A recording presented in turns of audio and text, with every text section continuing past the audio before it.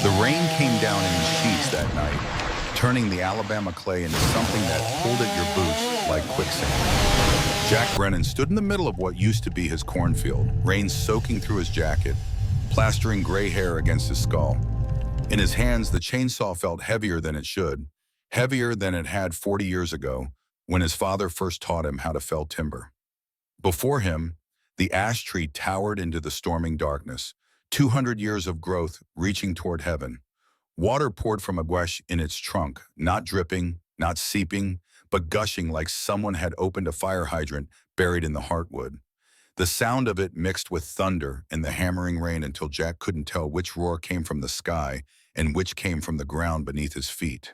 He raised the saw again, hands shaking, though whether from cold or fear he couldn't say.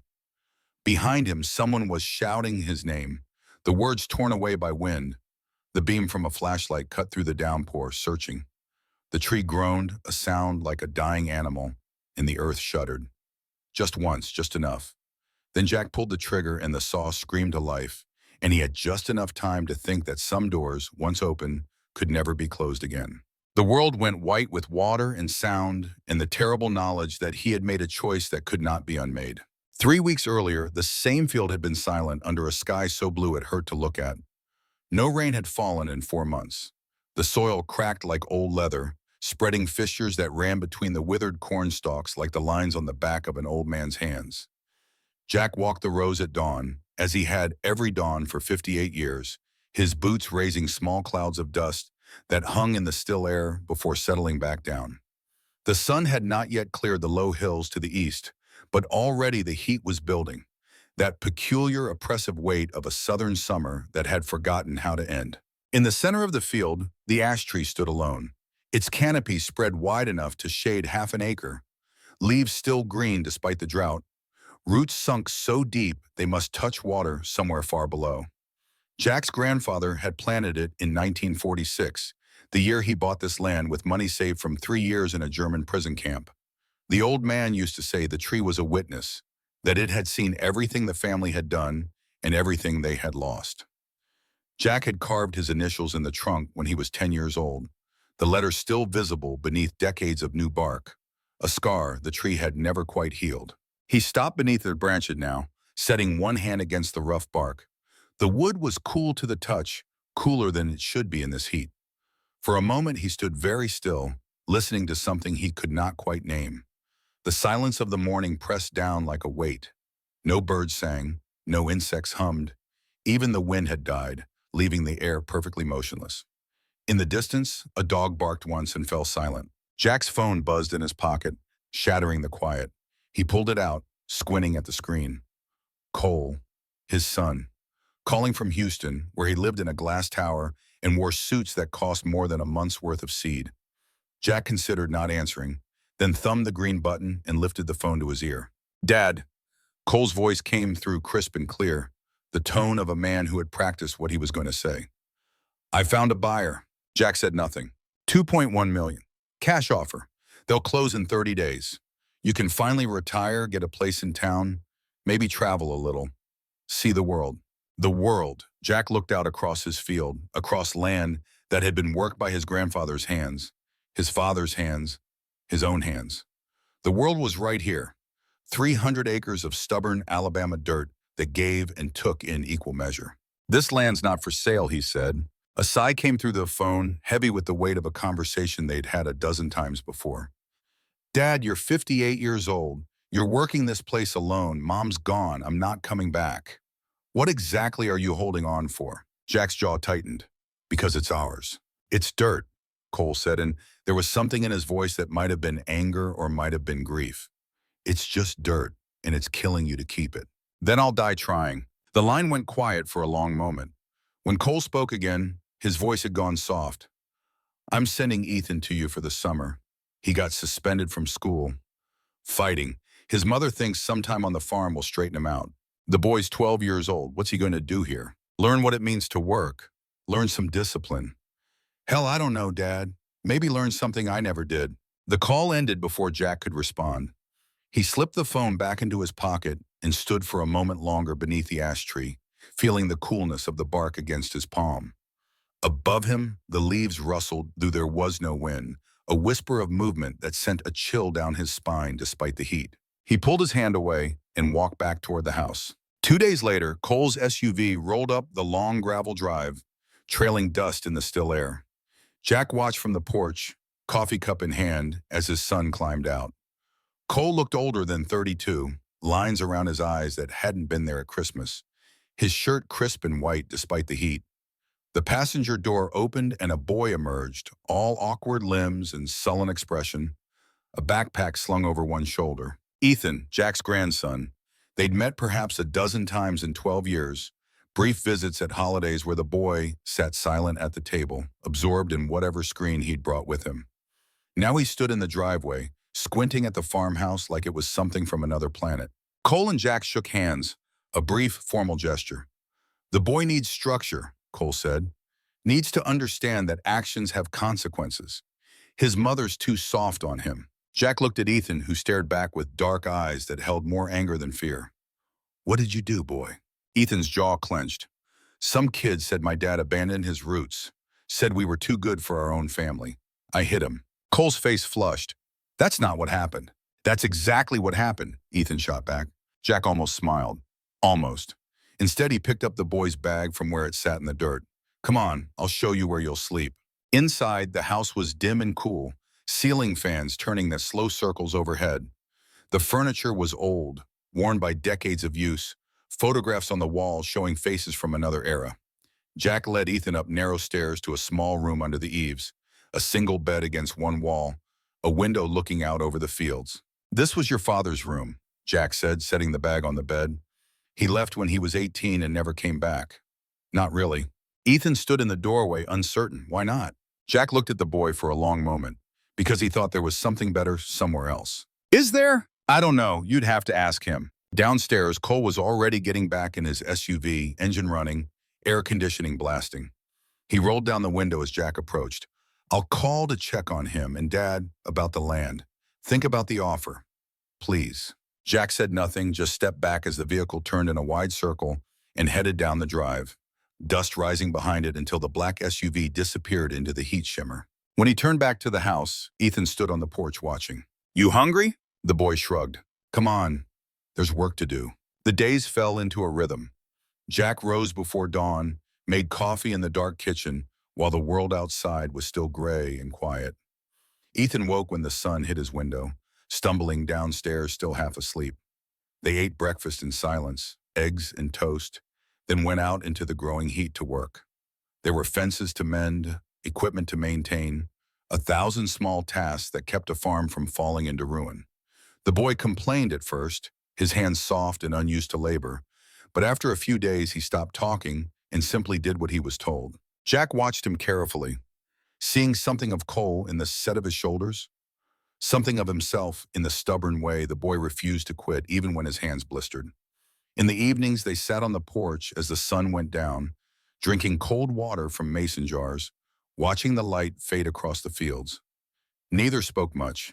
There was a comfort in the silence, in the shared exhaustion of bodies pushed to their limits. It was Ethan who first noticed the water. On the morning of his 5th day on the farm, the boy was walking the fence line near the ash tree when he called out, "Grandpa, come look at this." Jack set down the post hole digger and walked over. Ethan pointed at the ground beneath the tree. The dirt was dark, almost black, a patch about 6 feet across. Jack knelt and pressed his palm to the soil. It was damp, not just damp, wet. Water beaded on his fingers when he lifted his hand. "Where's that coming from?" Ethan asked. Jack stood slowly, looking around.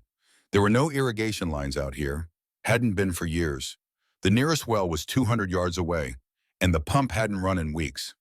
He walked a slow circle around the dark patch, studying it. The moisture seemed to be coming from directly beneath the tree, seeping up through cracks in the parched earth. "I don't know," he said finally. They stood together in the shade, grandfather and grandson, staring at water where no water should be. That night, Jack called Michael Reeves. Doc, as everyone had called him since their days in Beirut in 1983, when he'd pulled shrapnel from Jack's leg with hands steady as stone while mortars fell around them. Doc had been a geologist before the war and again after, working for the state survey office until his retirement 15 years ago. Now he lived alone in a small house on the edge of town, his wife dead from cancer 2 years back. His days filled with books and silence. The phone rang 6 times before Doc answered, his voice rough with sleep or whiskey or both. "It's Jack. It's midnight, Jack. I need you to come look at something tomorrow." A pause. "What kind of something?" "Water. Coming up from under the old ash tree. No reason for it." Doc was quiet for a moment. "I'll be there at 8. He arrived early, driving a battered pickup that had seen better decades. Doc climbed out slowly, moving with the careful deliberation of a man whose body had begun to betray him. He was 62, 4 years older than Jack, his hair gone completely white, his face weathered by sun and time. They shook hands, the grip firm and familiar. "Show me." They walked across the field together, Ethan trailing behind. The wet patch had grown overnight, spreading to maybe 10 feet across now. Doc knelt at the edge, pulling a small kit from his pocket. He took samples of the soil, tested the pH, held the dirt up to his nose, and sniffed. "It's groundwater," he said finally. "Deep groundwater, judging by the temperature. 55, maybe 60 degrees. That's from at least 200 feet down." Jack frowned. "There's no aquifer under here. You surveyed this land yourself 30 years ago." "I did." Doc stood, brushing dirt from his knees. "And you're right. There shouldn't be any significant water table this close to the surface. The limestone layer is too deep. But something's changed." "What changes in 30 years? "Everything," Doc said quietly. "The earth doesn't sit still, Jack. It shifts. It settles. Things that were solid become hollow. Things that were dry find water." They stood in silence, looking at the dark soil. After a moment, Doc reached out and placed his hand on the trunk of the ash tree. The bark was wet, beaded with moisture like sweat. He pressed harder, and water seeped from the rough surface, running in thin rivulets down to the roots. "Jesus," Doc whispered. "That's new," Jack said. "Started this morning." Doc pulled out his phone and took pictures, his expression troubled. "I need to run some tests, get some equipment out here. This isn't normal." "Normal or not, what's it mean?" "I don't know yet." Doc met his eyes. "But Jack, if there's water pressure building up under your land, if something's shifting down there, you need to be careful. Soil that's been dry for 100 years doesn't just suddenly get wet. Not like this." They walked back to the house in silence. Doc promised to return the next day with instruments, with answers if he could find them. But as he drove away, raising dust against the morning sun, Jack felt something cold settle in his chest. He looked back toward the ash tree, its wide canopy dark against the blue sky, and for the first time in his life, the tree looked wrong somehow, out of place, like something that didn't quite belong. Over the next 3 days, the phenomenon grew worse. The wet patch expanded to 20 feet, then 30.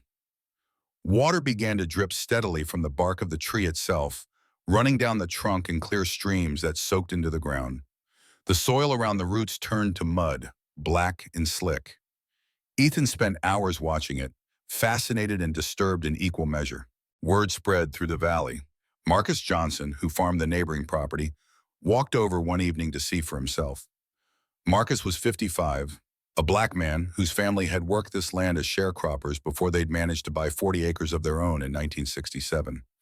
He and Jack had known each other all their lives, a friendship forged in childhood and tempered by years of mutual respect. "Lord have mercy," Marcus said, staring at the tree. "That's the damnedest thing I ever saw."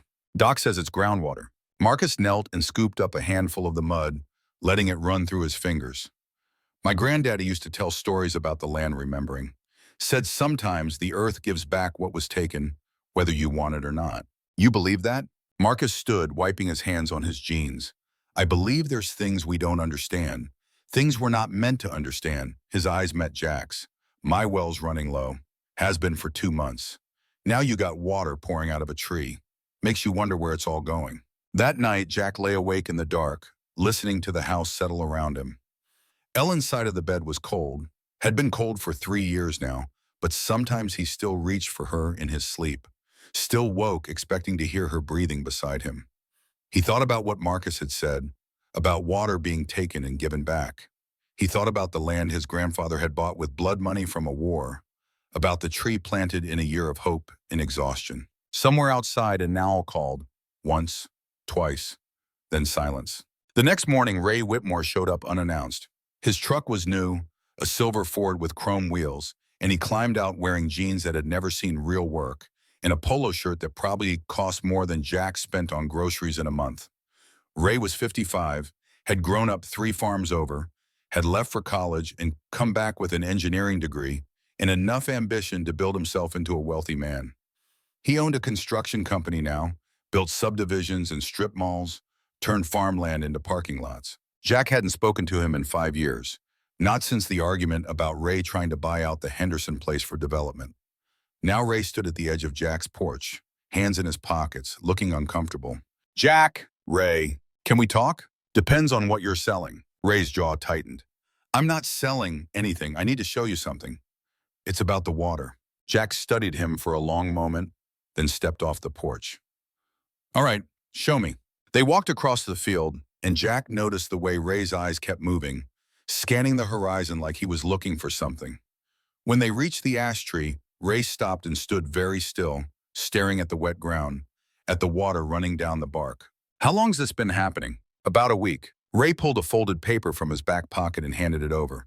It was old, yellowed with age, covered in hand-drawn diagrams and notes in faded ink. Jack unfolded it carefully. It looked like some kind of engineering schematic, showing underground structures, measurements, depth calculations. What is this? My father's. Ray's voice was quiet. He was a civil engineer for the Army Corps of Engineers back in the 60s.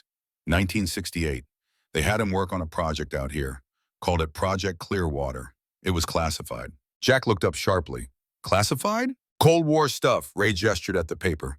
They dug a massive underground cistern, used it to hold water in case of nuclear attack. Built a dam down there to control an underground river. My father was part of the team that built it. The words hung in the air between them.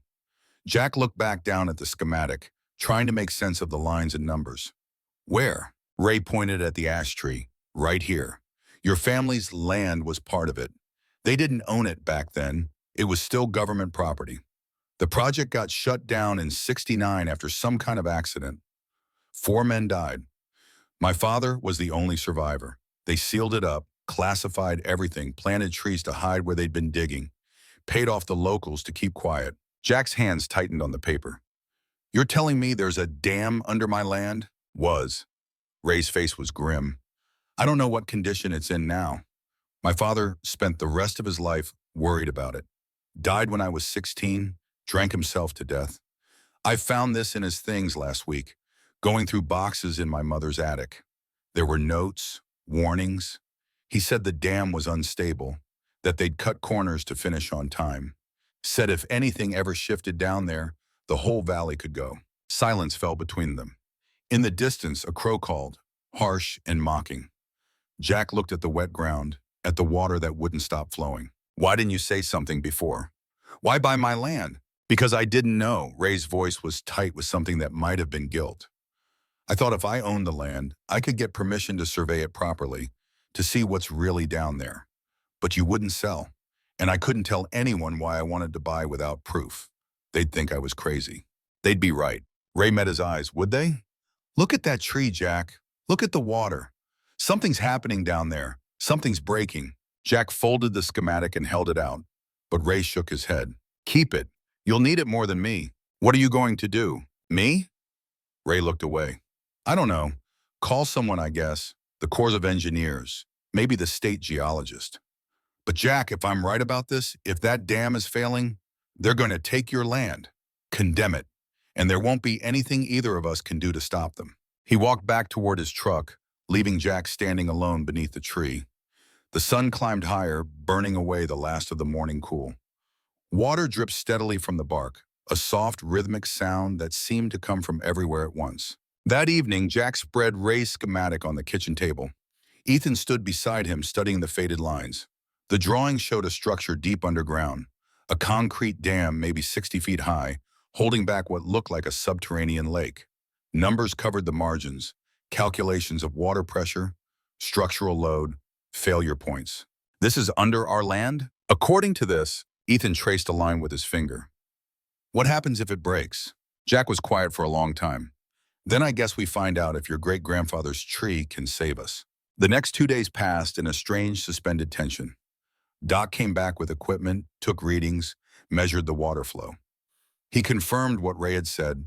that there was a massive hollow space beneath the farm, that water pressure was building in ways that made no sense. Sheriff Tom Bradley stopped by, looked at the tree, said he'd make some calls. Pastor William Hayes from the Baptist Church came with a prayer group, stood in a circle around the ash tree, and asked God for mercy and wisdom. Jack watched it all with growing unease. The tree was changing. Its lower branches had begun to droop, leaves turning pale at the edges. The bark felt softer somehow, waterlogged, and when he pressed his palm against it, he could feel a vibration, like a pulse running through the wood. The water flow increased daily. What had started as a seep was now a steady stream, enough that he had to dig channels to direct it away from the house. On the sixth night, Jack couldn't sleep. He rose in the dark and walked out across the field, carrying a flashlight he didn't turn on. The moon was nearly full, bright enough to see by, turning the world silver and black. When he reached the tree, he sat down with his back against the trunk, feeling the damp bark through his shirt. He sat that way for an hour, maybe more, listening to the night sounds, to the whisper of water moving beneath him. He thought about his grandfather planting this tree in a year when the world was just learning to breathe again, after war. He thought about his father bringing him here as a boy, teaching him the names of birds, the patterns of weather. He thought about Ellen, who had loved to sit in this shade on summer afternoons, reading books while he worked the fields. The tree had been witness to all of it, the births and deaths, the harvests and droughts, the slow accumulation of years that made a life. Now something beneath it was waking up. He must have dozed because when he opened his eyes, the sky was lighter, the first gray of dawn bleeding across the eastern horizon, and the ground beneath him was shaking. Not violently, just a tremor, a vibration that ran through the earth like the rumble of a distant train. Jack scrambled to his feet, heart hammering. The shaking continued for maybe 10 seconds, then stopped. In the silence that followed, he heard a new sound, a cracking noise, deep and low, coming from below. He ran back to the house, took the stairs 2 at a time, and burst into Ethan's room. The boy sat up, startled. "Get dressed, now. What's wrong?" "Just do it." 15 minutes later, they stood with Doc and Ray at the edge of the wet zone, which had now spread to cover nearly 40 feet. Doc had brought a portable seismograph, and the readings made his face go pale. "That was a 4.2, he said, localized, maybe 200 feet down." Something shifted. "The dam," Ray said, "or the rock around it." Doc looked at Jack. "We need to get people out of here. If that structure fails completely, we're talking about millions of gallons of water finding a way to the surface. It could create a sinkhole that swallows half this valley." Jack looked at the tree. Its trunk was weeping now, water running down in rivulets that caught the morning light. How much time? No way to know. Could be hours, could be days. "I need to call the sheriff." "Already did," Doc said. "He's getting the state geologist down here." "But Jack, they're going to want to evacuate. They're going to declare this area unsafe." "Let them." "And the tree?" Ray asked quietly. Jack turned to look at him. The tree was dying already. He could see it now. The leaves were yellowing faster, branches sagging under weight they shouldn't have to carry. The water had found a path through it, was using it as a conduit to the surface. If they left it standing, it might split apart on its own. And if it did, if the trunk gave way suddenly, the release of pressure could trigger exactly the catastrophe they were trying to prevent. "It has to come down," Jack said. Doc and Ray exchanged glances. "You sure about that?" "No." Jack looked up at the spreading branches, at the tree his grandfather had planted in hope, that had shaded 3 generations of his family. "But I don't see another choice." They spent the rest of the day preparing. Doc mapped out the safest approach, calculating angles and pressures. Ray brought equipment from his construction company, a portable crane and safety gear. Sheriff Bradley arrived with deputies, set up a perimeter, started making calls to organize an evacuation just in case. Pastor Hayes came with members of the church, offering prayers and strong backs. By late afternoon, a crowd had gathered along the road. Neighbors and strangers, drawn by word of mouth and cell phone videos that Ethan had not taken but that others had, sharing them across social media like digital wildfire. Everyone wanted to see the tree that bled water, the farm that sat on top of a hidden sea. Jack ignored them all. He stood alone near the house, sharpening a chainsaw blade with long, methodical strokes. The rasp of metal on stone was meditative, a rhythm he'd known since childhood. When the edge was perfect, he set the file aside and carried the saw toward the tree. Ethan intercepted him halfway across the field. Grandpa, wait. Jack stopped. Are you sure about this? The boy's eyes were wide, frightened. What if cutting it makes things worse? Then things get worse. Jack reached out and gripped the boy's shoulder. Sometimes a man has to make a choice, even when he doesn't know what's right. He just has to choose and live with what comes after. What if you can't live with it? Then at least I tried. He walked on, leaving Ethan standing in the field. When he reached the tree, Doc and Ray were waiting. They'd rigged safety lines, cleared the area, marked the direction of fall. Everything was ready. Jack set his hand against the bark one last time. The wood thrummed beneath his palm, alive with the pulse of water moving through it.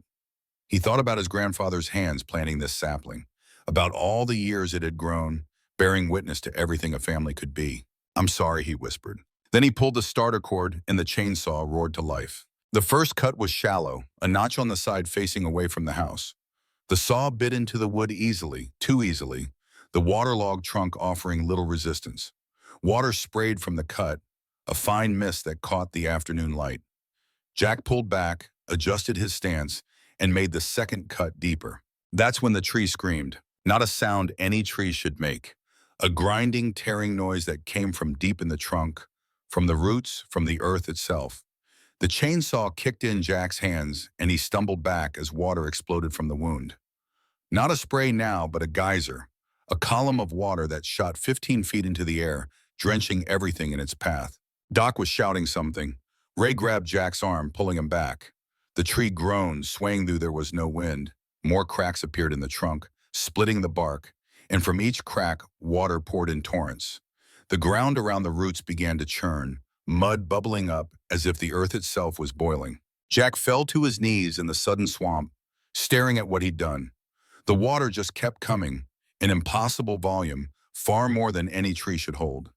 It pooled and spread, racing across the field in widening circles. And beneath the roar of the water, beneath the shouts of the men around him, Jack heard another sound, a deep, hollow booming, like a door opening in the depths of the world. "Get back!" Doc screamed. "Everyone, get back!" They ran, slipping in the mud, fighting for footing on ground that was no longer solid. Behind them, the tree tilted slowly, gracefully, its roots tearing free from soil that had gone liquid.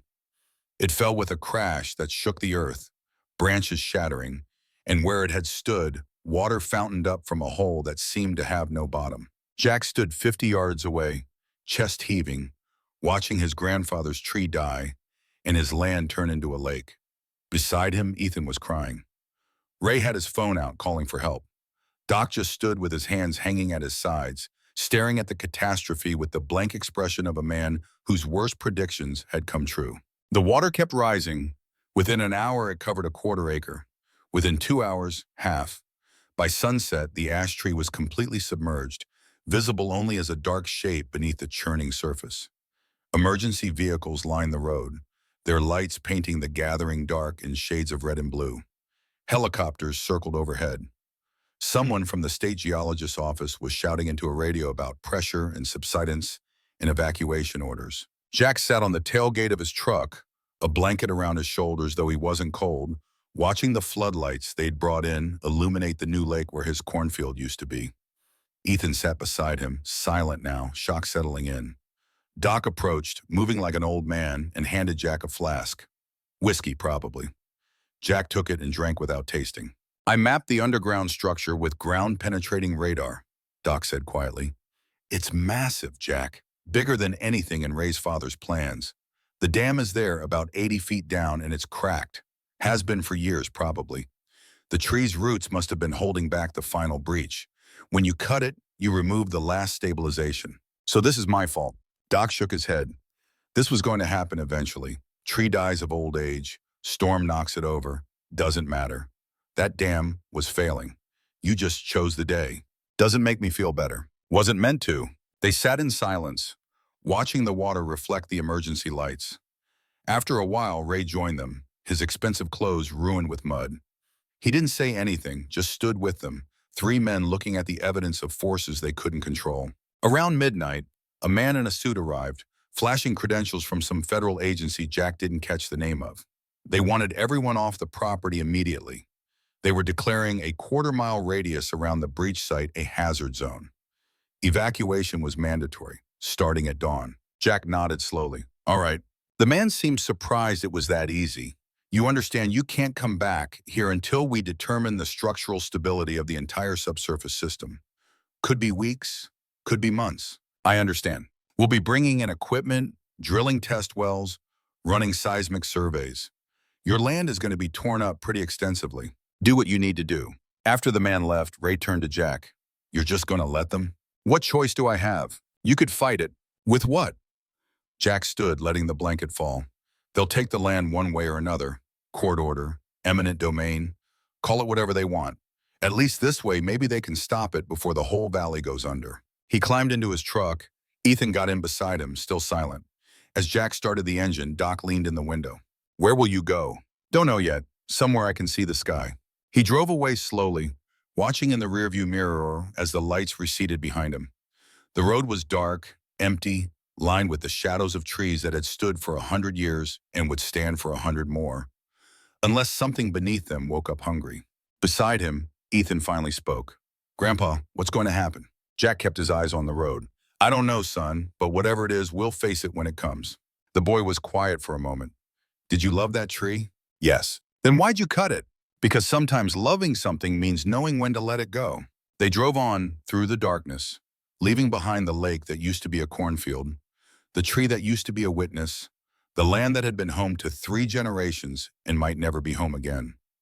Behind them, the water kept rising, patient and unstoppable, fed by a source 200 feet below, filling the night with the sound of its terrible hunger. And deep beneath the surface, in spaces carved by ancient rivers and shaped by human hands, in a year of fear and foolish hope, something that had been damned for 50 years began, very slowly, to break free.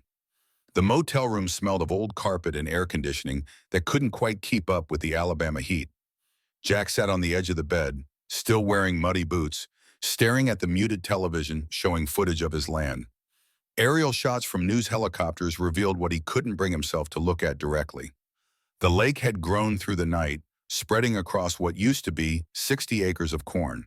The ash tree was gone, drowned beneath dark water that reflected the morning sky like a mirror. Emergency vehicles clustered at the edges, small as toys from that height. The banner at the bottom of the screen read, "Mysterious sinkhole threatens Alabama Valley." Ethan slept in the other bed, finally exhausted enough to drift off around 3 in the morning. The boy had cried himself out hours before that, great racking sobs that Jack had no words to comfort.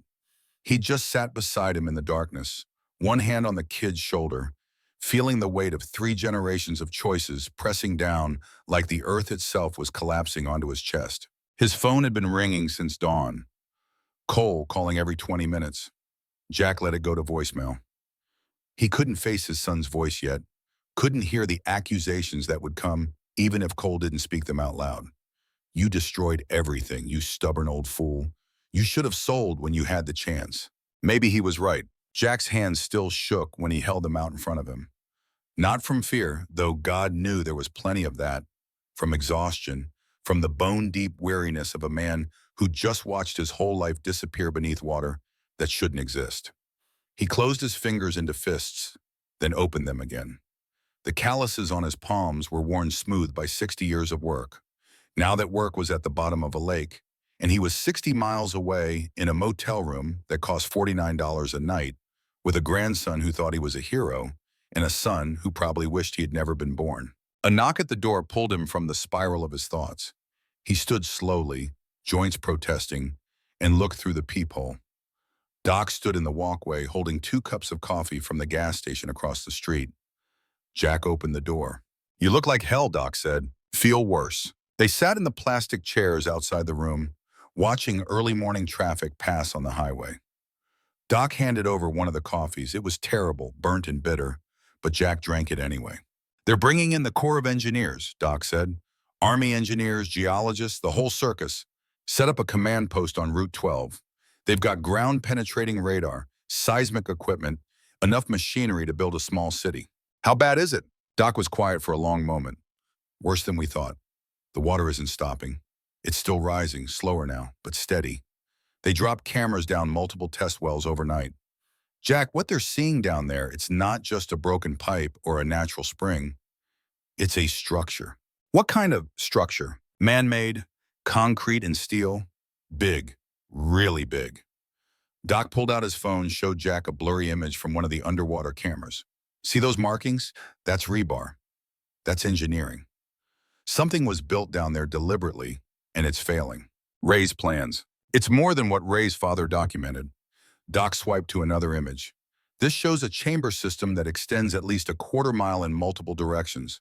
The reservoir behind that dam you opened yesterday, they're estimating it at 15 to 20 million gallons. And the structure holding it back is 50 years old and cracking. Jesus. The geologist they brought in, woman named Elena Vasquez, she's demanding to see Ray's plans. Wants to know why there's a massive underground dam system nobody knew about under a populated valley. Doc met his eyes. Jack, if this goes the way they're projecting, if that structure fails completely, the whole valley collapses. Not just your land, everything within 2 miles, maybe 3,000 people displaced. Billions in damage. Jack set his coffee down, suddenly unable to drink it. I did this. I cut that tree and opened the door. You didn't build a secret dam and then forget about it for 50 years. Doc's voice was hard. You didn't classify the plans so nobody could find them. You didn't put 3,000 people on top of a geological time bomb. All you did was trim a dying tree on your own land. The rest of this mess belongs to the government that built it and the bureaucrats who buried it. Doesn't make me feel better. Wasn't meant to. They sat in silence, watching the sun climb higher. A semi-truck roared past, air brakes hissing. Somewhere in the distance, a dog barked. I need to go back, Jack said finally. Doc turned to look at him. They won't let you. It's a restricted zone. Federal jurisdiction now. You step foot on that property, they'll arrest you. Then I'll get arrested. Jack stood, pacing the narrow walkway. It's my land, Doc. My family's land. I need to see what we're dealing with. We're dealing with a collapsing underground structure the size of a football stadium. Doc stood as well. What exactly do you think you're going to see that their instruments can't? The truth. Not their version. Mine. Doc studied him for a long moment, then shook his head with something that might have been resignation, or might have been respect. You're going back no matter what I say, aren't you? Yes. Then I'm coming with you, because someone needs to keep your stubborn ass alive. By mid-morning, they were back at the valley, taking side roads to avoid the checkpoints. Ray met them at a prearranged spot, his truck loaded with equipment and his father's complete archive. Boxes of plans and photographs and handwritten notes spanning 3 decades. His face was drawn, eyes red from lack of sleep. I've been going through everything my father left, Ray said, spreading papers across the hood of his truck. And I found something that changes everything. He pulled out a leather-bound journal, the pages yellowed with age, filled with dense handwriting. This is his personal diary from 68 and 69. He documented things that never made it into the official plans. And Jack, he knew. He knew this dam was going to fail eventually. Listen to this. Ray read aloud, his voice shaking slightly. April 20th, 1969. The structure is fundamentally unsound. We've built it too fast, cut too many corners. The limestone beneath the primary chamber shows microfracturing I didn't notice during the initial survey. Colonel Harrison dismissed my concerns, said we're over budget and over schedule, that the project needs to close by June whether it's ready or not. I told him that in 20 to 30 years, maybe 50 if we're lucky, the pressure will find those fractures and exploit them. The whole system will fail. He told me to stop being dramatic. Today, 4 men died when the North Tunnel collapsed during inspection. I was supposed to be with them. I called in sick with the flu. The guilt of living when they didn't will never leave me. Silence settled over them. In the distance, they could hear the rumble of heavy machinery, the engineers setting up their equipment. 50 years, Doc said quietly. He predicted 50 years. It's been 56. Ray flipped forward in the journal. Here's the last entry. May 10th, 1969. The project is being sealed and classified. All personnel have been ordered to sign non-disclosure agreements threatening prosecution if we speak about Project Clearwater. They're filling in the access tunnels with concrete, destroying the surface evidence. In 50 years, nobody will remember this place exists. Nobody will know to check if it's still stable. I wanted to refuse to sign, wanted to tell the local government, but they've made it clear that refusal means court-martial. I have a wife and a son. I can't fight the United States Army. So I'm signing, and I'm documenting everything here, in my private records.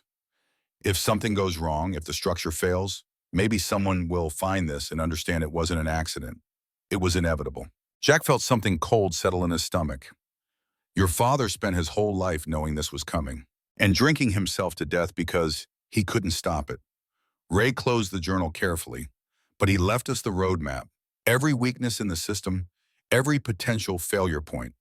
If we can get down there and see which sections are failing, we might be able to stabilize them, or at least predict where the next collapse will happen.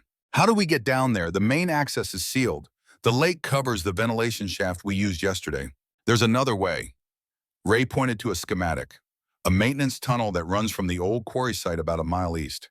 It hasn't been used since '69, probably overgrown, but if it's still intact, it connects to the main control chamber at depth.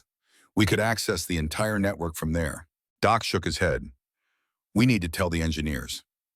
Let them handle it. They won't listen. Ray's voice was tight with frustration.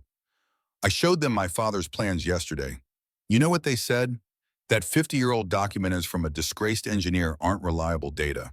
That they need to run their own surveys, build their own models. Meanwhile, the water keeps rising and the structure keeps cracking. By the time they're ready to act, it'll be too late. So what are you proposing? That we go down there ourselves, today, now. Map the damage, identify the critical failure points.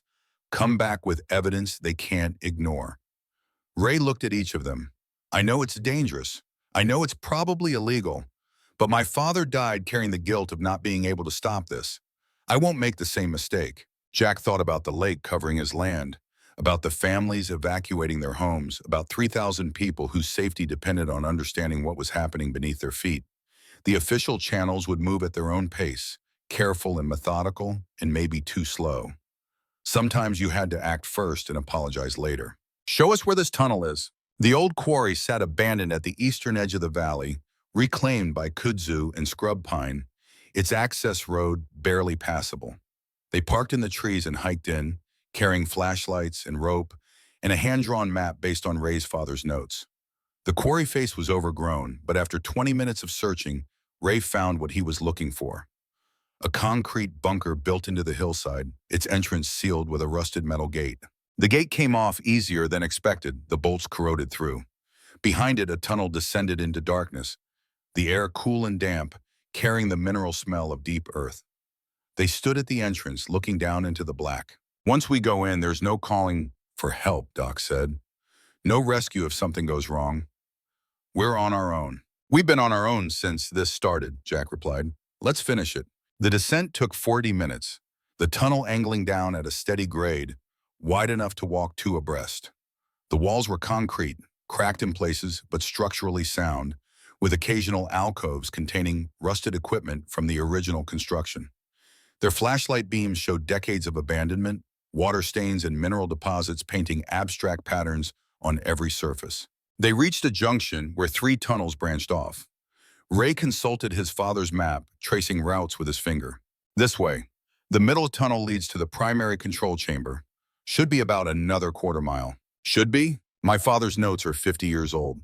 Things change. They entered the middle tunnel and immediately noticed the difference. Water ran along the floor here, not much, just a few inches, but flowing steadily. The walls showed fresher cracks, some actively weeping. The air had changed too, heavier, carrying a pressure that made their ears pop. After 10 minutes, the tunnel opened into a vast chamber. Their lights couldn't reach the far walls, but they could hear water, the echo of it moving through pipes and channels, dripping from heights above. Ray played his beam across the nearest wall and froze.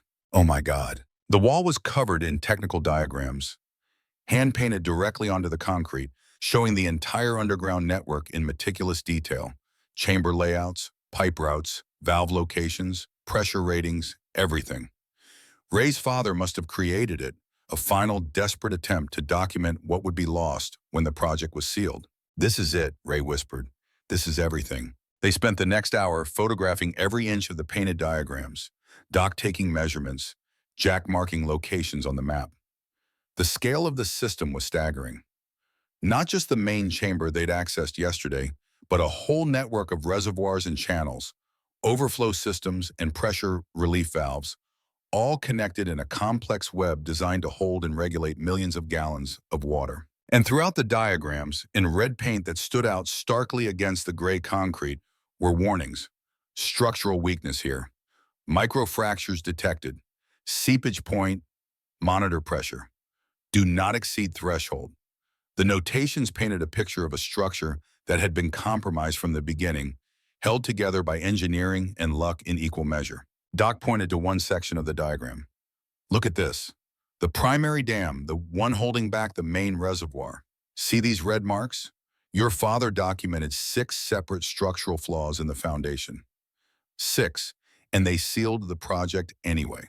Because admitting the flaws would mean admitting the whole thing was a waste of money, Ray said bitterly.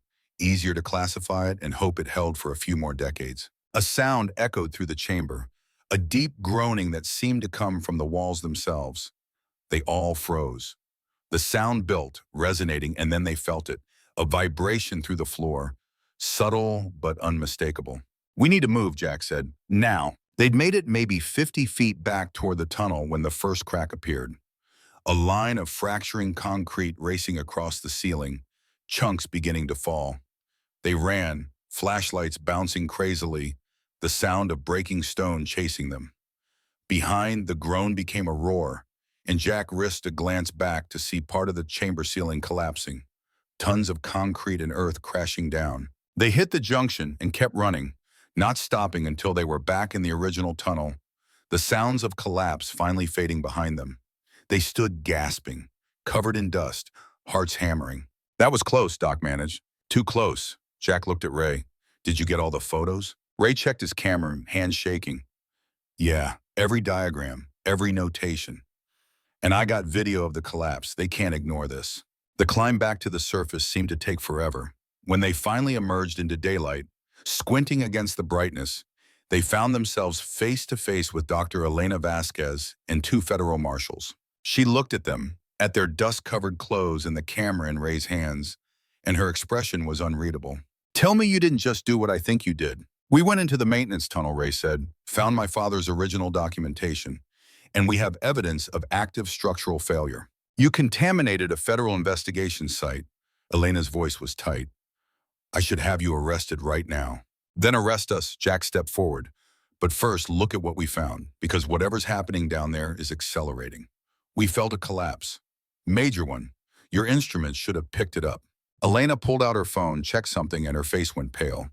We registered a 3.8 magnitude seismic event 17 minutes ago, centered directly under your property. She looked at Ray's camera. Show me what you found. They gathered around as Ray scrolled through the photographs. Elena's expression has shifted from anger to shock to something like horror as she saw the painted diagrams, the documented flaws, the scale of the structure beneath them. This can't be real. Her voice was barely a whisper. This is bigger than anything in the declassified files. And these warnings, these structural issues, if they were documented in '69 and ignored, they weren't ignored. Ray's voice was hard. They were classified, buried so deep that 50 years later, nobody remembered to check if the structure was still stable. Elena stared at the images for a long moment, then made a decision. Come with me, all of you. We're going to the command post, and you're going to show the site commander everything you found. And then, she looked directly at Jack. Then we're going to figure out how to keep this valley from disappearing into the ground. The command post was organized chaos. Engineers hunched over computer screens, seismographs printing continuous readouts, radio chatter filling the air. The site commander, a colonel named Peterson, listened to their account with an expression that grew progressively grimmer. When Ray showed him the photographs, Peterson's jaw tightened. This is a goddamn nightmare. He turned to Elena. Why wasn't this structure properly documented? It was, sir. Elena's voice was steady, but the documentation was classified at the highest levels and never declassified. It fell through the cracks of bureaucracy. People are going to lose their homes because something fell through the cracks? Yes, sir. That's exactly what's going to happen unless we act immediately. Peterson studied the diagrams again. What do you recommend? The structure is failing in a cascade pattern.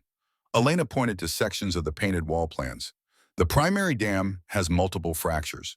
When one section fails, It redistributes pressure to adjacent sections, which then fail in turn. We can slow the cascade by opening controlled release valves, draining water gradually instead of letting it build to catastrophic pressure. Can we access those valves? Maybe. Elena looked at Ray. According to your father's plans, there are 3 primary valve stations. One we've already accessed. 2 more are deeper, harder to reach. If we can open all 3, we might drain enough water to stabilize the structure. And if we can't, then in 48 to 72 hours, the whole system collapses. The sinkhole that swallows this valley will be visible from space. Silence fell across the command post. Peterson looked at each of them in turn, then made his decision. I'm authorizing a full-scale operation. Dr. Vasquez, you're in operational command. Use whatever resources you need. He looked at Jack, Doc, and Ray. You 3 have knowledge of this system nobody else has. You're consultants as of now. Official capacity, which means you follow Dr. Vasquez's orders and you don't do anything else stupid without permission. Clear. Clear. Good. Because if this valley disappears, I want it on record that we did everything possible to stop it. Peterson turned to his staff. Get me the governor on the line. We're going to need to expand the evacuation radius. The next 12 hours were a blur of activity. Engineers drilling new access points, heavy machinery being airlifted in, constant radio chatter coordinating teams across the valley. Elena worked with Ray's photographs to create a complete map of the underground system, identifying valve locations and plotting access routes. Jack found himself suddenly essential. His knowledge of the land's surface features helping them locate the underground access points marked on the diagrams. Here, where that old fence post stands, that's directly above secondary valve chamber 7. There, where the creek bends, that's over the overflow channel. By evening, they had teams positioned at 5 different sites, ready to begin drilling operations at first light. The plan was ambitious, maybe impossible, but it was a plan. Drain the reservoirs systematically, reduce pressure throughout the network, give the aging structure a chance to stabilize before it catastrophically failed. Jack stood with Doc and Ray at the overlook as the sun set, watching the emergency lights illuminate work sites across the valley. It looked like a war zone, and in a way it was. A war against time and geology and the consequences of decisions made half a century ago. Think it'll work? Doc asked. I don't know, Jack admitted, but it's better than doing nothing. Your grandfather would be proud, Ray said quietly. He documented all this because he believed someone would eventually need to know. He believed people would do the right thing when the truth came out. Let's hope he was right. They stood together as darkness fell. 3 men who'd spent the day in tunnels that shouldn't exist, fighting a disaster that should never have been possible. Tomorrow would bring new challenges, new dangers, new impossible choices. But tonight they'd bought themselves time. They'd found the truth buried in concrete and classified documents, and they'd brought it into the light. Whatever came next, at least they'd be facing it with knowledge instead of ignorance, with purpose instead of panic. Jack's phone rang. Cole again. This time Jack answered. Dad, I'm at the valley. Where are you? At the overlook. Jack paused. Son, I need to tell you something about what's really happening here, about what your great-great-grandfather's land is sitting on top of. I know, Dad. I've been watching the news. They're saying it's some kind of Cold War facility. It's more than that. Jack looked out at the valley, at the lights, at the land his family had worked for 3 generations. It's a warning about what happens when we forget the past, when we bury secrets instead of facing them. And I need your help to make sure that warning is heard. I'm on my way. Jack ended the call and stood with his friends, watching the night deepen over the valley. Somewhere below, in chambers carved from stone and lined with concrete, water moved through darkness, patient and persistent. Somewhere, engineers worked through the night, racing against pressure and time. Somewhere, families slept in evacuation centers, wondering if they'd ever see their homes again. But here, on this hilltop, 3 men who'd gone into the dark and come back with the truth stood together and felt something like hope. The battle wasn't over. Might not be over for days or weeks, but they'd found a way to fight. And sometimes, that was enough. The stars came out one by one, indifferent to human struggles, marking the passage of time that moved regardless of what happened in this small valley in Alabama. But for Jack Brennan, standing on the edge of everything he'd known, those stars felt like witnesses, silent and eternal, watching to see if ordinary men could rise to meet an extraordinary challenge. Tomorrow would tell. For now, there was only the night, the work, and the quiet determination of people who refused to give up without a fight. The call came at 4 in the morning, 3 days after they'd climbed down into the dark and turned a wheel that might have saved the valley or might have doomed it. Jack was already awake, sitting in the plastic chair outside his motel room, watching the stars fade as dawn approached. The phone's vibration startled him anyway, the blue light harsh against the pre-dawn gray. Sheriff Bradley's voice was tight, controlled in the way of men delivering bad news they'd rather not speak. "Jack, you need to get down here. The Jenkins place just collapsed." Jack was in his truck before the call ended, Ethan stumbling out of the motel room, still half asleep, pulling on shoes. They drove through empty streets, the town still locked in that deep quiet that comes just before the world wakes up. No traffic, no lights in windows, just the yellow glow of street lamps marking their way through a place that felt increasingly like a ghost of itself. The Jenkins farm sat a mile and a half from where Jack's land had been, close enough to the underground structure to be in danger but far enough that everyone had thought it might be spared. Marcus Johnson met them at the road, his face gray in the headlights. Behind him, where the old farmhouse had stood for 130 years, there was nothing but a crater 50 feet across, edges still crumbling, sliding into darkness below. "How deep?" Jack's voice came out rougher than he intended. "Don't know." Marcus's hands shook as he lit a cigarette, something Jack had never seen him do before. Sarah heard it go around 3 this morning, said it sounded like the earth was tearing itself apart. By the time she got outside, the house was gone. Whole damn thing just dropped straight down like God reached up and pulled it under. "Where is she?" "Hospital. Shock mostly. Couple of cuts from flying glass. But Jack, her grandkids were supposed to visit this weekend. If this had happened 2 days from now..." The sentence hung unfinished in the air between them. Jack walked to the edge of the crater, playing his flashlight down into the depths. The beam didn't reach bottom. He could see the jagged remains of the house's foundation, broken timber, a section of roof, all of it suspended partway down like it had been caught by something before reaching whatever waited below. Water gleamed at the edges, seeping up through cracks, filling the void. The ground beneath his feet felt wrong, too soft, unstable. He stepped back carefully. By the time the sun came up, the command post had mobilized. Engineers arrived with their instruments, taking readings, mapping the extent of the damage. Elena Vasquez, the state geologist who'd flown in from Atlanta 5 days ago and looked like she hadn't slept since, stood at the crater's edge with a tablet computer, studying data that meant nothing to Jack but made her face go progressively paler. She noticed him standing nearby, did a double take. "Mr. Brennan, you shouldn't be here. This is still a restricted area. My friend's house just fell into the ground. I'm here." She looked like she wanted to argue, but something in her expression changed. Resignation, maybe? Or the understanding that some rules mattered less than others when the world was falling apart. She turned back to her tablet. "The structure beneath the valley is failing faster than we projected. The relief valve opening helped.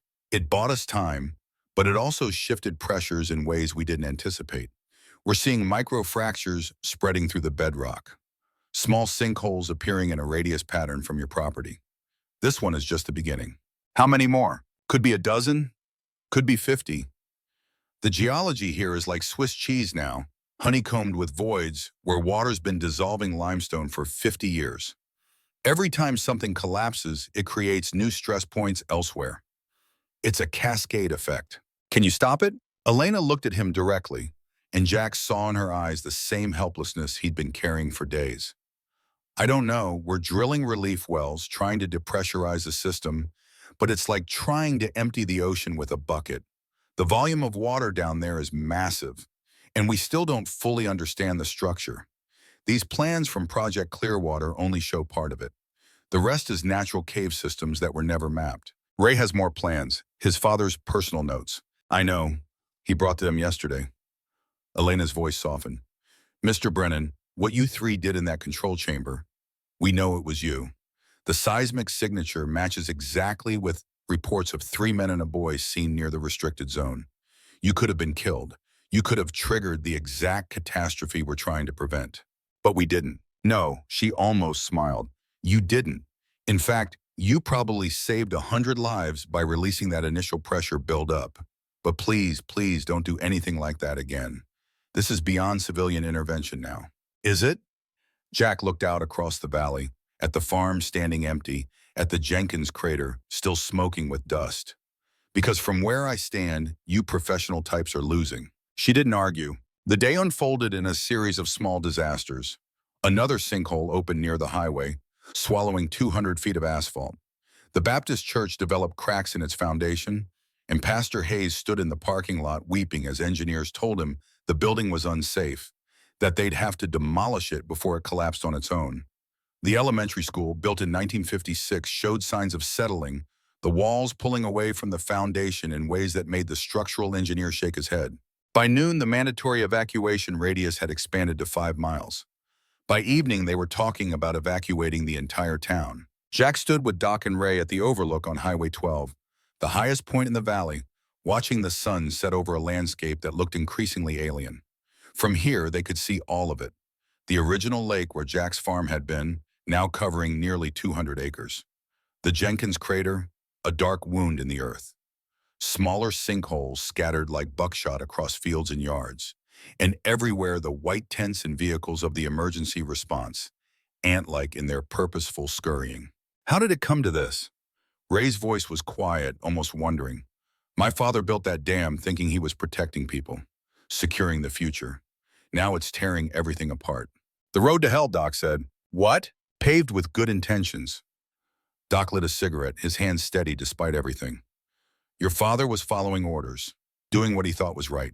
The men who ordered it built probably thought the same. Everyone making reasonable decisions that add up to catastrophe when you step back far enough to see the whole picture. Jack thought about his grandfather planting a tree in hope, about his father working land that held secrets nobody told him about himself cutting down that tree because it seemed like the only choice. 3 generations of reasonable decisions leading to this moment, standing on a hilltop watching everything they'd built prepare to slide into darkness. There has to be something else we can do, he said. Ray pulled out his phone, opened a photo of his father's plans. I've been thinking about that. There's another control station, deeper than the first one, closer to the main reservoir. If we could reach it, if we could open the primary drainage system instead of just the relief valves, we might be able to drain the whole thing. Not just release pressure, but actually empty it. How deep? Doc asked. 120 feet. Ray zoomed in on a section of the schematic. The access tunnel was sealed in '69, same as the others. But there's a maintenance shaft that connects to it from the original breach site. Under the water now, but if we could dive down, find the entrance. You're talking about diving into a flooded sinkhole above an unstable dam to reach a 50-year-old control station that might not even work anymore. Doc's voice was flat, emotionless. That's insane. You have a better idea? The 3 men stood in silence, watching the last light fade from the sky. Somewhere in the valley below, generators hummed. Somewhere, families sat in evacuation shelters wondering if they'd ever see their homes again. Somewhere, the earth continued its slow collapse, patient and unstoppable. I know someone, Jack said finally. Marine salvage diver, retired, lives over in Mobile. We served together. Ray looked at him. You serious about this? I'm serious about not standing here watching while everything dies. The drive to Mobile took 4 hours through the night, Doc riding shotgun while Ray followed in his truck. Jack made the call on the highway, the conversation brief and cryptic. He hadn't spoken to Carl Mitchell in 15 years, not since Ellen's funeral when the big man had shown up unannounced and stayed just long enough to pay respects. But some bonds didn't fade with time or distance, and when Jack explained what he needed, Carl's response was immediate. I'll have gear ready when you get here. They arrived at a boat repair yard on the edge of the bay just after midnight. Carl met them at the gate, bigger than Jack remembered, his dark skin weathered by decades of sun and salt water, his gray beard close-cropped. He and Jack clasped hands, held on longer than strictly necessary. Heard about the situation up your way, Carl said. Didn't figure you'd be dumb enough to dive it yourself. Didn't figure I'd have a choice. Carl led them into a workshop that smelled of marine grease and old wood. Diving equipment hung on the walls, dry suits and regulators and tanks in various states of maintenance. He started pulling gear down, checking seals, testing valves. 120 feet, unstable structure, zero visibility. Carl's voice was matter-of-fact, professional. That's a technical dive. You need training for that kind of depth. Experience. None of you have either. I did underwater demolition in Beirut, Doc offered. 30 years ago. In the ocean. With support teams. This is confined space diving in fresh water above a collapsing cave system. Completely different animal. What are you saying? I'm saying I'm coming with you. Carl pulled down a fourth dry suit.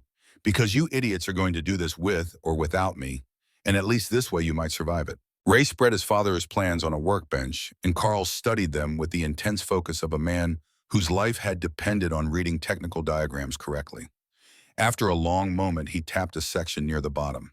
This maintenance shaft, if it's still intact, if it's not completely silted in, we could reach it, but we'd need to bring cutting equipment in case the hatches are sealed. Underwater lights, communication gear in case we get separated, and we'd need to stage it, multiple dives with decompression stops. You can't just drop to 120 feet and come straight back up, not unless you want to spend the rest of your short lives in a hyperbaric chamber. How long would it take? Full operation done right? 2 days, minimum. We don't have 2 days. Carl met Jack's eyes. Then you better make peace with whatever God you believe in, because the odds of all of us coming back from this are not good. They loaded equipment into Ray's truck as the eastern sky began to pale with the false dawn that came before true sunrise. Tanks and suits, lights and cutting torches, enough gear to outfit a small salvage operation. Carl moved with the efficient economy of someone who'd done this 1,000 times, checking everything twice, triple-checking anything related to breathing. On the drive back to the valley, Jack rode with Carl, the cab of his old pickup smelling like diesel in the sea. They didn't talk much. Some silences between old soldiers didn't need filling. You know, this is crazy, Carl said finally. Even for you. I know. Ellen would have kicked your ass for this. She would have. Jack smiled despite everything. Then she would have put on a dry suit and gone down with me. Truth, Carl was quiet for a moment. I miss her. She was good people. The best. They drove on through the morning, the sun rising behind them, casting long shadows across the Alabama landscape. Farms and forests, small towns clinging to crossroads, churches with white steeples pointing at heaven like accusations. This was the world they were fighting for, Jack realized. Not just his land, or Marcus's house, or the Baptist church. All of it. The whole fragile structure of community and connection that could be swallowed as easily as Sarah Jenkins' farmhouse had been. When they reached the valley, the situation had deteriorated further.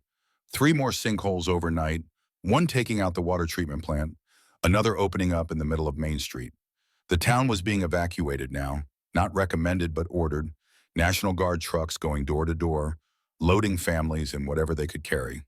The command post had grown into a small city of its own, federal emergency management people mixing with state engineers, military personnel providing security and logistics. Elena found them as they were unloading diving equipment at the overlook. Her eyes went wide. Tell me you're not planning what I think you're planning. We're planning exactly that, Ray said. And before you tell us all the reasons we can't, save your breath. We're doing it. I could have you arrested. All of you. You could? Jack faced her directly. But you won't. Because you know we might be the only chance left. Your relief wells aren't working fast enough.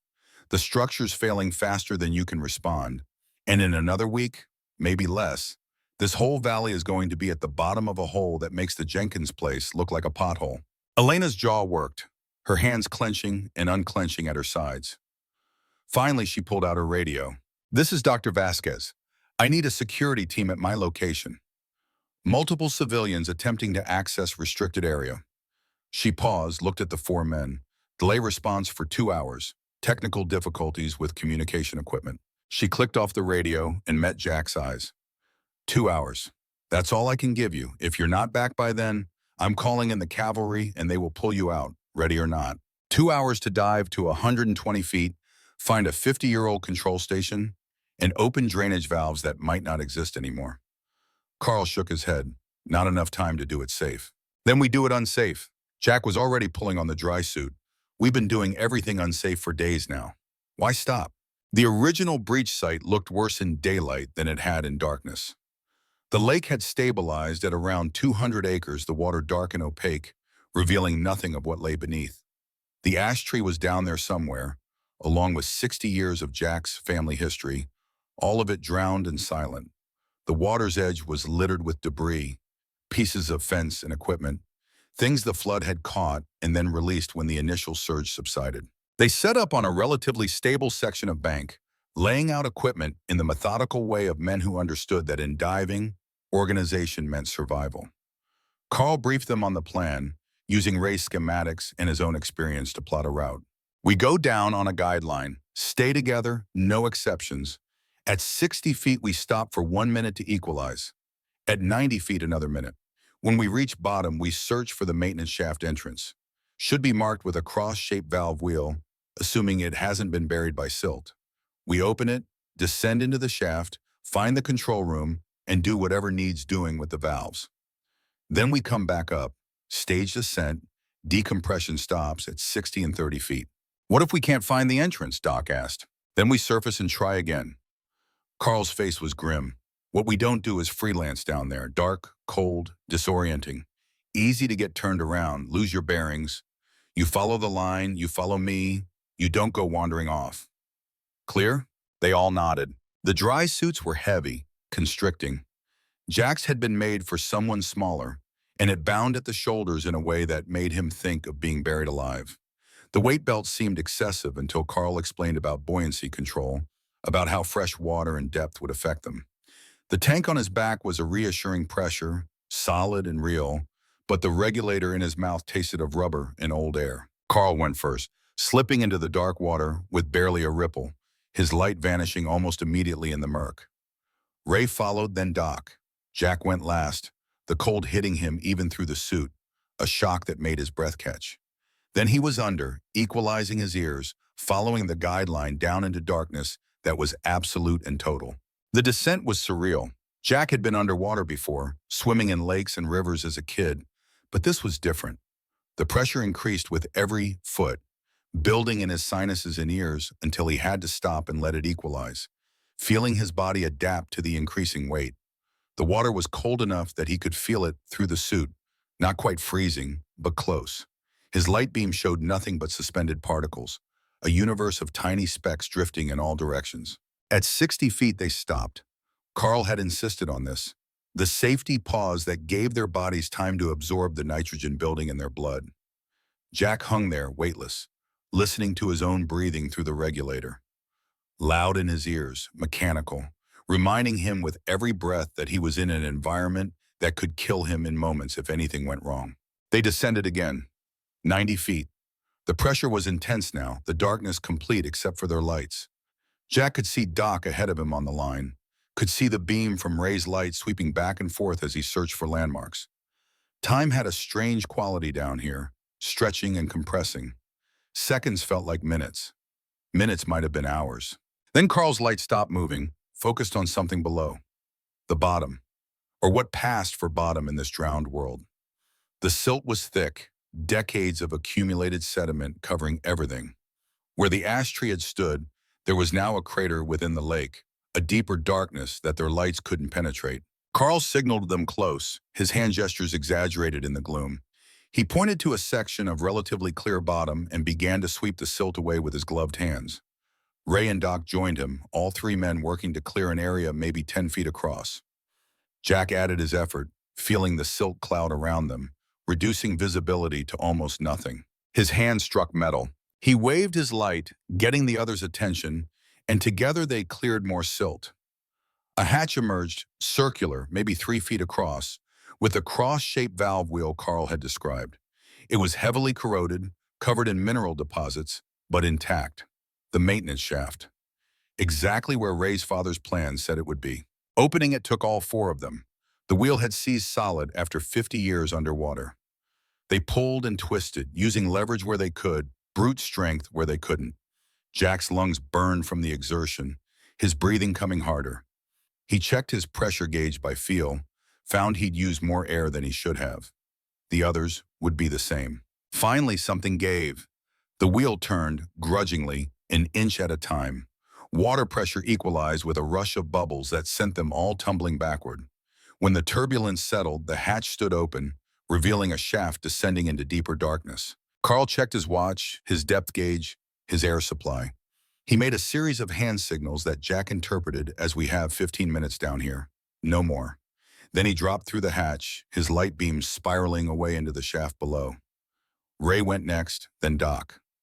Jack followed, pulling himself through the opening and into a space that felt impossibly confined, the walls close enough to touch on both sides. The shaft angled down maybe 30 feet, ending in another hatch. This one opened more easily, and beyond it lay what they'd come to find, a chamber similar to the one they'd accessed from the ventilation shaft, but larger, older, the concrete showing more cracks and mineral staining, and in the center, a massive valve assembly, easily twice the size of the one above, with pipes as thick as Jack's waist disappearing into the walls. This was it, the master drainage system, the way to empty the reservoir instead of just managing its pressure. Ray approached the control panel, running his gloved hands over gauges and switches, trying to read settings that had been designed to be operated in air, not underwater at 120 feet. He turned to the others and made a gesture that was universal in any language. "I need help." They gathered around the valve wheel, this one even more massive than the first. Carl found a length of pipe that must have been left behind by the original engineers, wedged it through one of the wheel's spokes for leverage. Together they pulled. Nothing. They pulled again, putting every ounce of strength they had into it. Jack's vision began to tunnel, black creeping in at the edges. His air was running low, the gauge needle dipping toward the red zone. This needed to work. Had to work. They couldn't come back down, didn't have the air for another attempt. The wheel moved. Just a fraction, but it moved. They pulled again and it turned further, gaining momentum as whatever had seized it began to break free. Once it started, it became easier, the wheel turning with increasing smoothness. Water began to flow through the pipes, not explosively like before, but with controlled force, and Jack could feel vibrations through his feet as the drainage system activated for the first time in half a century. Ray checked the gauges, gave a thumbs up. The needles were dropping, showing pressure releasing throughout the system. They'd done it. Actually done it. Opened the drain on 20 million gallons of water that had been trapped underground for decades, giving it a way out that didn't involve swallowing the entire valley. Carl was tapping his watch urgently, pointing up. Time to go. Past time, actually, they're 15 minutes long gone. They headed for the shaft, moving as quickly as the confined space allowed. Jack went first this time, pulling himself up through the narrow passage, trying not to think about the thousands of tons of water above them, the aging concrete all around them, the possibility that this entire structure could collapse at any moment. He emerged into the main chamber, reached for the line that should lead back to the surface, and found nothing. Panic hit him like a physical blow. The line was gone. Either they'd knocked it loose during their work or the current from the opening valves had swept it away. But it was gone. In the darkness and the silt, without the guideline, they had no way to find the hatch that led back to the lake, no way to orient themselves. The others emerged behind him and immediately understood the problem. Carl swept his light in all directions, searching for any landmark, any reference point. But the silt they'd stirred up had created a brownout, visibility reduced to maybe 6 inches. They were blind. Jack's air gauge showed he had 5 minutes left, maybe less. His breathing was too fast, consuming what remained even quicker. He forced himself to slow down, to think. They'd come in from a specific direction. The hatch had been at a specific angle. If they could remember, could orient themselves, they might find it without the line. Carl grabbed his arm, pointed at his compass. North was that way. They'd come in from the west, so the hatch should be... They swam, moving slowly, carefully, sweeping with their hands as much as their eyes. Jack's world had shrunk to the bubble of his light, to the mechanical rasp of his breathing, to the growing tightness in his chest that might have been running out of air, or might have been sheer terror. He'd been in tight situations before, in combat, in places where death was close enough to smell, but this was different. This was slow and cold and utterly impersonal, the water not caring whether he lived or died. Doc's light found it, the hatch, partially buried but there, the cross-shaped wheel visible through the silt. They converged on it, pulled themselves through, started the ascent. Jack checked his gauge and saw the needle buried in the red, the tank nearly empty. He took a breath and got nothing, the regulator gasping dry. Carl saw his distress, immediately offered his backup regulator. They buddy-breathed, passing the mouthpiece back and forth, sharing what little air Carl had left. It wasn't enough. Wouldn't be enough. They were at 90 feet with maybe 2 minutes of air between them, and the surface might as well have been on the moon. Ray and Doc were ahead, moving faster, their own air supplies critical. The decompression stops Carl had insisted on were impossible now. They'd have to risk it, come straight up, and deal with the consequences. Decompression sickness, the bends, nitrogen bubbles forming in their blood and joints and brain. But that was a problem for the surface. Down here, the only problem was getting there. Jack's lungs burned. His vision narrowed to a tunnel. He was dimly aware of Carl pulling him upward, of movement and pressure changing, of bubbles streaming past his face. Then light, real light, sunlight filtering down through the dark water. The surface was right there, impossibly close, impossibly far. He broke through into air and sound and chaos, spitting out the regulator, gasping, choking. Hands grabbed him, pulled him to shore. He lay on muddy ground, coughing water, his heart hammering so hard it felt like it would tear through his chest. Around him, voices shouted, emergency personnel running, but it all seemed distant, muffled, like he was still underwater. Doc was next to him, gray-faced but breathing, Ray beyond that, being checked by paramedics. Carl hauled himself out last, his own face showing the strain, the close call. Elena knelt beside Jack, her hand on his shoulder. You did it. The pressure readings are dropping fast. Whatever you opened down there, it's working. Jack couldn't speak, could only nod. His body shook with cold and shock and the after effects of adrenaline. He'd almost died down there. They all had, but they hadn't. They'd gone into the dark and come back, and the earth beneath the valley was beginning to stabilize, the water draining away into channels designed 50 years ago for exactly this purpose. Paramedics wanted to take them to the hospital, check for decompression sickness, monitor for complications. Carl waved them off with the authority of someone who'd surfaced from 1,000 dives and knew his own body. We're fine, just need rest. You came up too fast, one of the paramedics insisted. You need to be checked. Listen to me. Carl's voice was hard. We're fine, we know what we're doing. It was a lie, of course. They'd had no idea what they were doing, had improvised and gotten lucky, and survived mostly because the universe had decided not to kill them today. But some lies were worth telling, and the paramedics eventually backed off, leaving them sitting on the muddy bank, wrapped in blankets, watching the sun climb higher in the sky. By afternoon, the results were undeniable. Water levels in the lake were dropping, slowly but visibly. The sinkholes had stopped forming. Pressure readings throughout the valley showed the underground system equalizing, the dangerous buildup that had threatened to tear everything apart finally finding release. The engineers ran their tests, checked and double-checked their instruments, and finally, reluctantly, Elena made the announcement. The crisis had passed. The evacuation order was lifted that evening. People began to return, tentative at first, then in a flood. They came back to homes that had stood empty, to farms that had been abandoned, to a town that had stood on the edge of disappearing entirely. Some properties were lost, the Jenkins place and others swallowed by sinkholes that would never be filled. But most had survived. Most of the valley remained intact, scarred but standing. Jack stood on the overlook as the sun set, watching cars stream back on the highway below. Somewhere in that line of vehicles was Marcus, returning to what was left of his farm. Somewhere was Pastor Hayes, going back to figure out how to rebuild a church. Somewhere were the families who'd spent a week in shelters, wondering if they would ever see home again. Doc and Ray stood with him, the three of them silent, watching the valley come back to life. They'd saved it, actually saved it, and nobody would ever know the full truth, would never understand what it had cost or how close they'd come to failing. I almost drowned down there, Jack said finally. We all almost drowned, Doc replied. That's what makes it worth doing. Ray pointed to where Jack's land had been, where the lake was already smaller than it had been that morning. They're saying the water will drain completely in a few weeks, that the land might be usable again.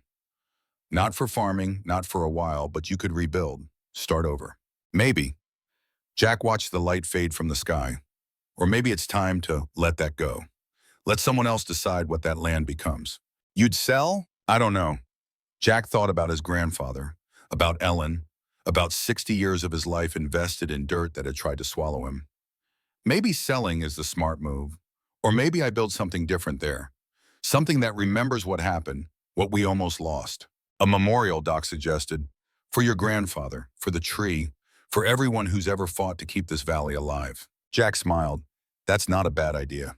They stood together as the stars came out, three old men who'd gone into the dark and come back changed. The valley below continued its resurrection, lights appearing in windows, smoke rising from chimneys, life returning to spaces that had been empty, hope reasserting itself against the evidence of catastrophe narrowly avoided. Tomorrow would bring questions, investigations into who had accessed the restricted zone, who had operated the drainage system without authorization. There would be consequences, probably legal ones. But that was tomorrow's problem. Tonight they could stand on a hilltop and watch the world they'd saved go on living, and that was enough. Jack's phone rang. Cole again. This time Jack answered. Dad, I saw the news. Are you okay? I'm fine, son. I'm coming up there, taking a few days off work. Thought maybe I could help with whatever comes next. Jack felt something in his chest loosen, a tightness he hadn't known he was carrying. I'd like that. And Dad? Cole's voice was softer now. I was wrong about the land, about you holding on to it. I understand now why you couldn't let go. Do you? Yeah, it's not about the dirt. It's about what it represents. Family, legacy, the idea that we're part of something bigger than ourselves. Jack closed his eyes, saw Ellen's face smiling at him across the years. When did you get so smart? Must have learned it from someone. After the call ended, Jack stood looking out at the valley, thinking about what came next. The land would recover or it wouldn't. He'd rebuild or he wouldn't. But either way, he'd fought for something worth fighting for, had proven to himself and maybe to his son that some things were worth the risk. Doc clapped him on the shoulder. Come on, let's get some food. I'm buying. You're always buying. I'm always richer than you. They walked back to their trucks, the overlook empty behind them, the valley spread out below in the gathering dark. Somewhere beneath that valley, water continued to drain through channels built in fear and reopened in desperation. Somewhere the earth settled and stabilized, accepting the changes that had been forced upon it. Somewhere a new equilibrium was being found. And on a hilltop in Alabama, three men drove away from the edge of catastrophe, heading toward whatever came next, knowing that they'd done what needed doing and that sometimes, against all odds and reason, that was enough. The storm came on the seventh day after they'd opened the drainage valves, rolling in from the Gulf with the kind of dark purpose that made old farmers check their storm cellars and young mothers pull their children inside.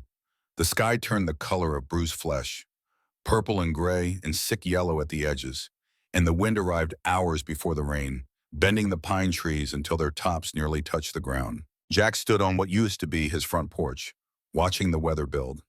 The foundation was all that remained of the house now, a concrete rectangle marking where three generations had slept and eaten and lived their lives.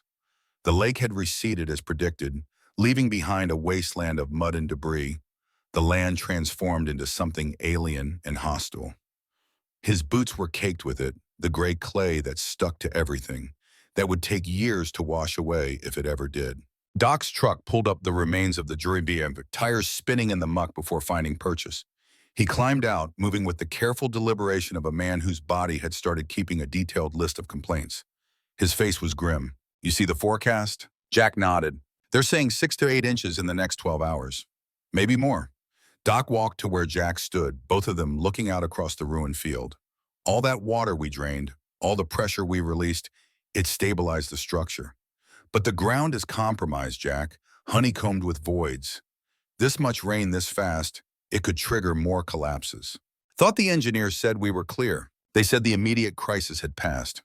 Doc pulled out his phone, showed Jack a map covered in colored zones. This is their new assessment. Red areas are still unstable. Yellow areas are at risk if conditions change. Your land, Marcus's land, most of the farms in the valley, they're all yellow. This storm could push them into red. The wind gusted hard enough to make both men stagger. In the distance, thunder rumbled, deep and continuous, like artillery from a war that never quite ended. Jack thought about the chambers beneath his feet, the tunnels and voids and spaces where water had dissolved stone over millennia. Thought about those spaces filling again, pressure building, the earth remembering how to collapse. We need to get people out, he said. Already happening. Mandatory evacuation, whole valley. They're setting up at the high school in Coleman again. Doc hesitated. Jack, they're saying this storm could be really bad. Category 1 hurricane strength, winds, flooding, possible tornadoes. If you're smart, you'll leave now. Where would I go? Anywhere that isn't here. Jack looked at the foundation, at the mud, at the place where the ash tree had stood for 150 years. He'd already lost the tree, the house, the fields. But the land itself was still his, still bore his family's name in the deed locked in a bank vault in town. Leaving felt like the final surrender, the last admission that everything his grandfather had built was truly gone. I'll leave when I have to, not before. Doc didn't argue. He'd known Jack too long for that. Instead, he just gripped his friend's shoulder once, hard, then walked back to his truck. I'm heading to the shelter. You change your mind, you call me, anytime. The first drops of rain arrived an hour later, fat and heavy, striking the mud with sounds like small caliber rounds. Within minutes, it became a downpour, the kind of rain that turned the air itself into water, that made breathing feel like drowning. Jack retreated to his truck, sat behind the wheel watching the world disappear behind sheets of gray. His phone rang. Cole. Dad, where are you? Still at the property. The hell you are. There's a mandatory evacuation. You need to leave. Now. I will. Just checking on a few things first. A pause, then Cole's voice, tight with the kind of fear that came from caring about someone too stubborn for their own good. Dad, please. I'm already driving up from Houston. I'll be there in 3 hours. Just promise me you'll be somewhere safe when I arrive. Jack watched the rain hammer his windshield. Watched the mud begin to flow in rivulets, seeking the lowest ground. The storm was only going to get worse. The engineers were probably right about the danger, and Cole was definitely right about him needing to leave. I promise. He ended the call and sat in silence, listening to the rain, feeling the truck rock slightly in the wind. Then he started the engine and began the slow, careful drive toward the road. The mud grabbed at his tires, tried to pull him down into itself, but the truck had four-wheel drive and enough weight to power through. He made it to the pavement and headed north, away from the valley, away from everything he'd known. The roads were chaos. Every family with sense was evacuating. The highway clogged with trucks and cars and the occasional tractor driven by some farmer who'd refused to leave their equipment behind. Rain fell so hard the wipers couldn't keep up, visibility reduced to the taillights of the vehicle ahead. Jack drove with both hands on the wheel, shoulders tense, watching for the sudden stops and swerves that came when people panicked. He passed Marcus going the other direction, recognized the old Ford pickup even through the rain. Marcus was heading back, not away. Jack pulled onto the shoulder, rolled down his window despite the deluge, and Marcus did the same. "Where are you going?" Jack had to shout over the storm. "Left some equipment in the barn." Marcus's face was set, determined. "Can't afford to lose it. It's not worth your life." "Maybe not, but it's all I got left." They looked at each other through the rain. Two men who'd spent their lives fighting land that gave grudgingly and took freely. Jack understood completely. Sometimes what you had left was worth dying for, even if everyone else thought you were a fool. "Be careful. You too." They rolled up their windows and drove on in opposite directions, Marcus toward danger, Jack towards something that might have been safety if he could convince himself to keep driving. But a mile up the road, he slowed, pulled onto the shoulder again. Sat with the engine idling, windshield wipers beating their steady rhythm. Marcus was 60 years old, had a bad knee from Vietnam, and hands that didn't grip like they used to. He was going back alone into a storm that could kill him, to save equipment that probably wasn't worth saving. It was the kind of stupid, stubborn decision that Jack would have made himself, was making himself. He turned the truck around. The barn stood at the far edge of Marcus's property, a structure that had somehow survived the sinkholes that had taken the house. It leaned now, the foundation settled unevenly, but it was still standing. Marcus's truck sat outside, the man himself nowhere visible. Jack parked and ran for the barn entrance, rain soaking through his jacket in seconds. Inside was dry but dark, lit only by the gray stormlight filtering through gaps in the walls.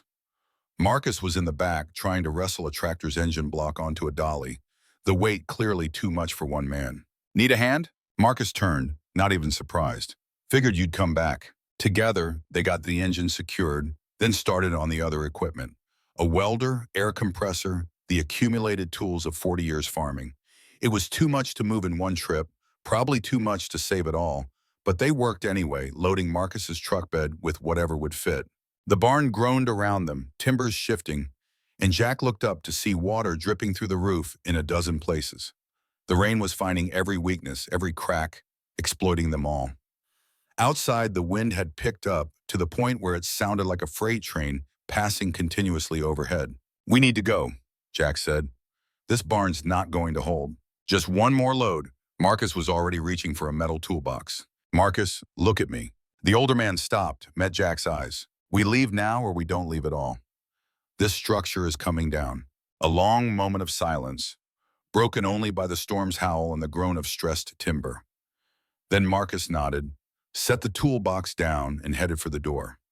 They'd made it maybe 10 feet from the barn when the roof collapsed with a sound like the world ending, the whole structure pancaking down into itself, sending up a cloud of dust and debris that the rain immediately hammered back to earth. They stood in the downpour, watching the barn settle into a pile of rubble. Everything they hadn't saved was now buried, crushed under tons of wood and metal. Marcus's shoulders sagged, his whole body seeming to fold inward. Jack put a hand on his friend's back, said nothing, because there was nothing to say. After a moment, Marcus straightened. "Well, guess that's that." "Guess so." They drove in convoy toward Coleman, the storm getting worse with every mile.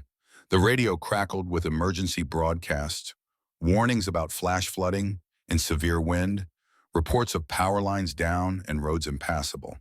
The National Weather Service had upgraded the storm, was calling it a tropical storm now, unprecedented for this far inland, talking about atmospheric conditions and Gulf moisture and other technical terms that all meant the same thing.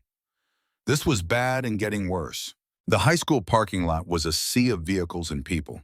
Families huddled under whatever shelter they could find, running through the rain to reach the gymnasium where the Red Cross had set up cots and emergency supplies. Jack and Marcus found spaces to park, then made their own run for the doors, arriving inside soaked and breathing hard. The gym was organized chaos.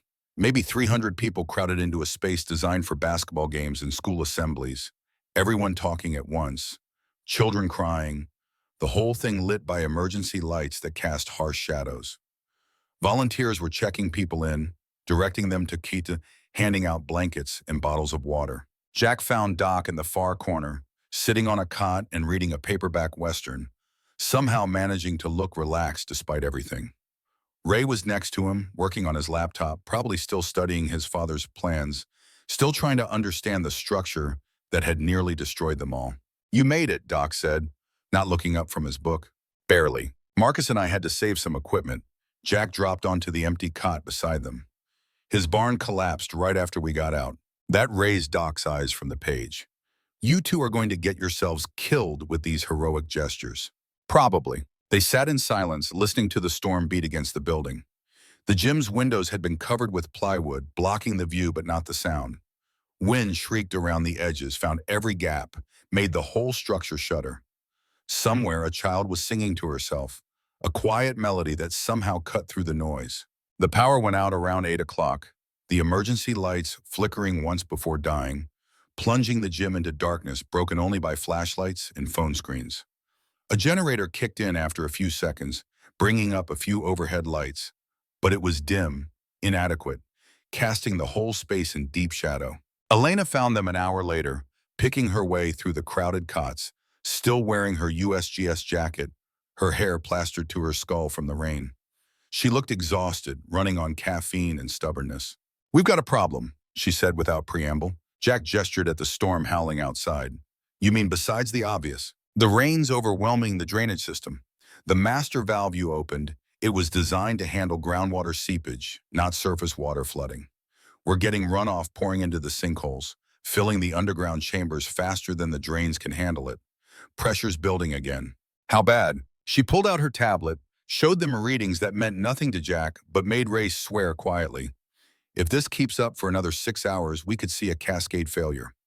Everything you did, everything we've accomplished, it could come undone in a single night." "What do you need?" "I need the rain to stop." Elena's voice was flat, exhausted. "Since I can't have that, I need to find a way to increase drainage capacity.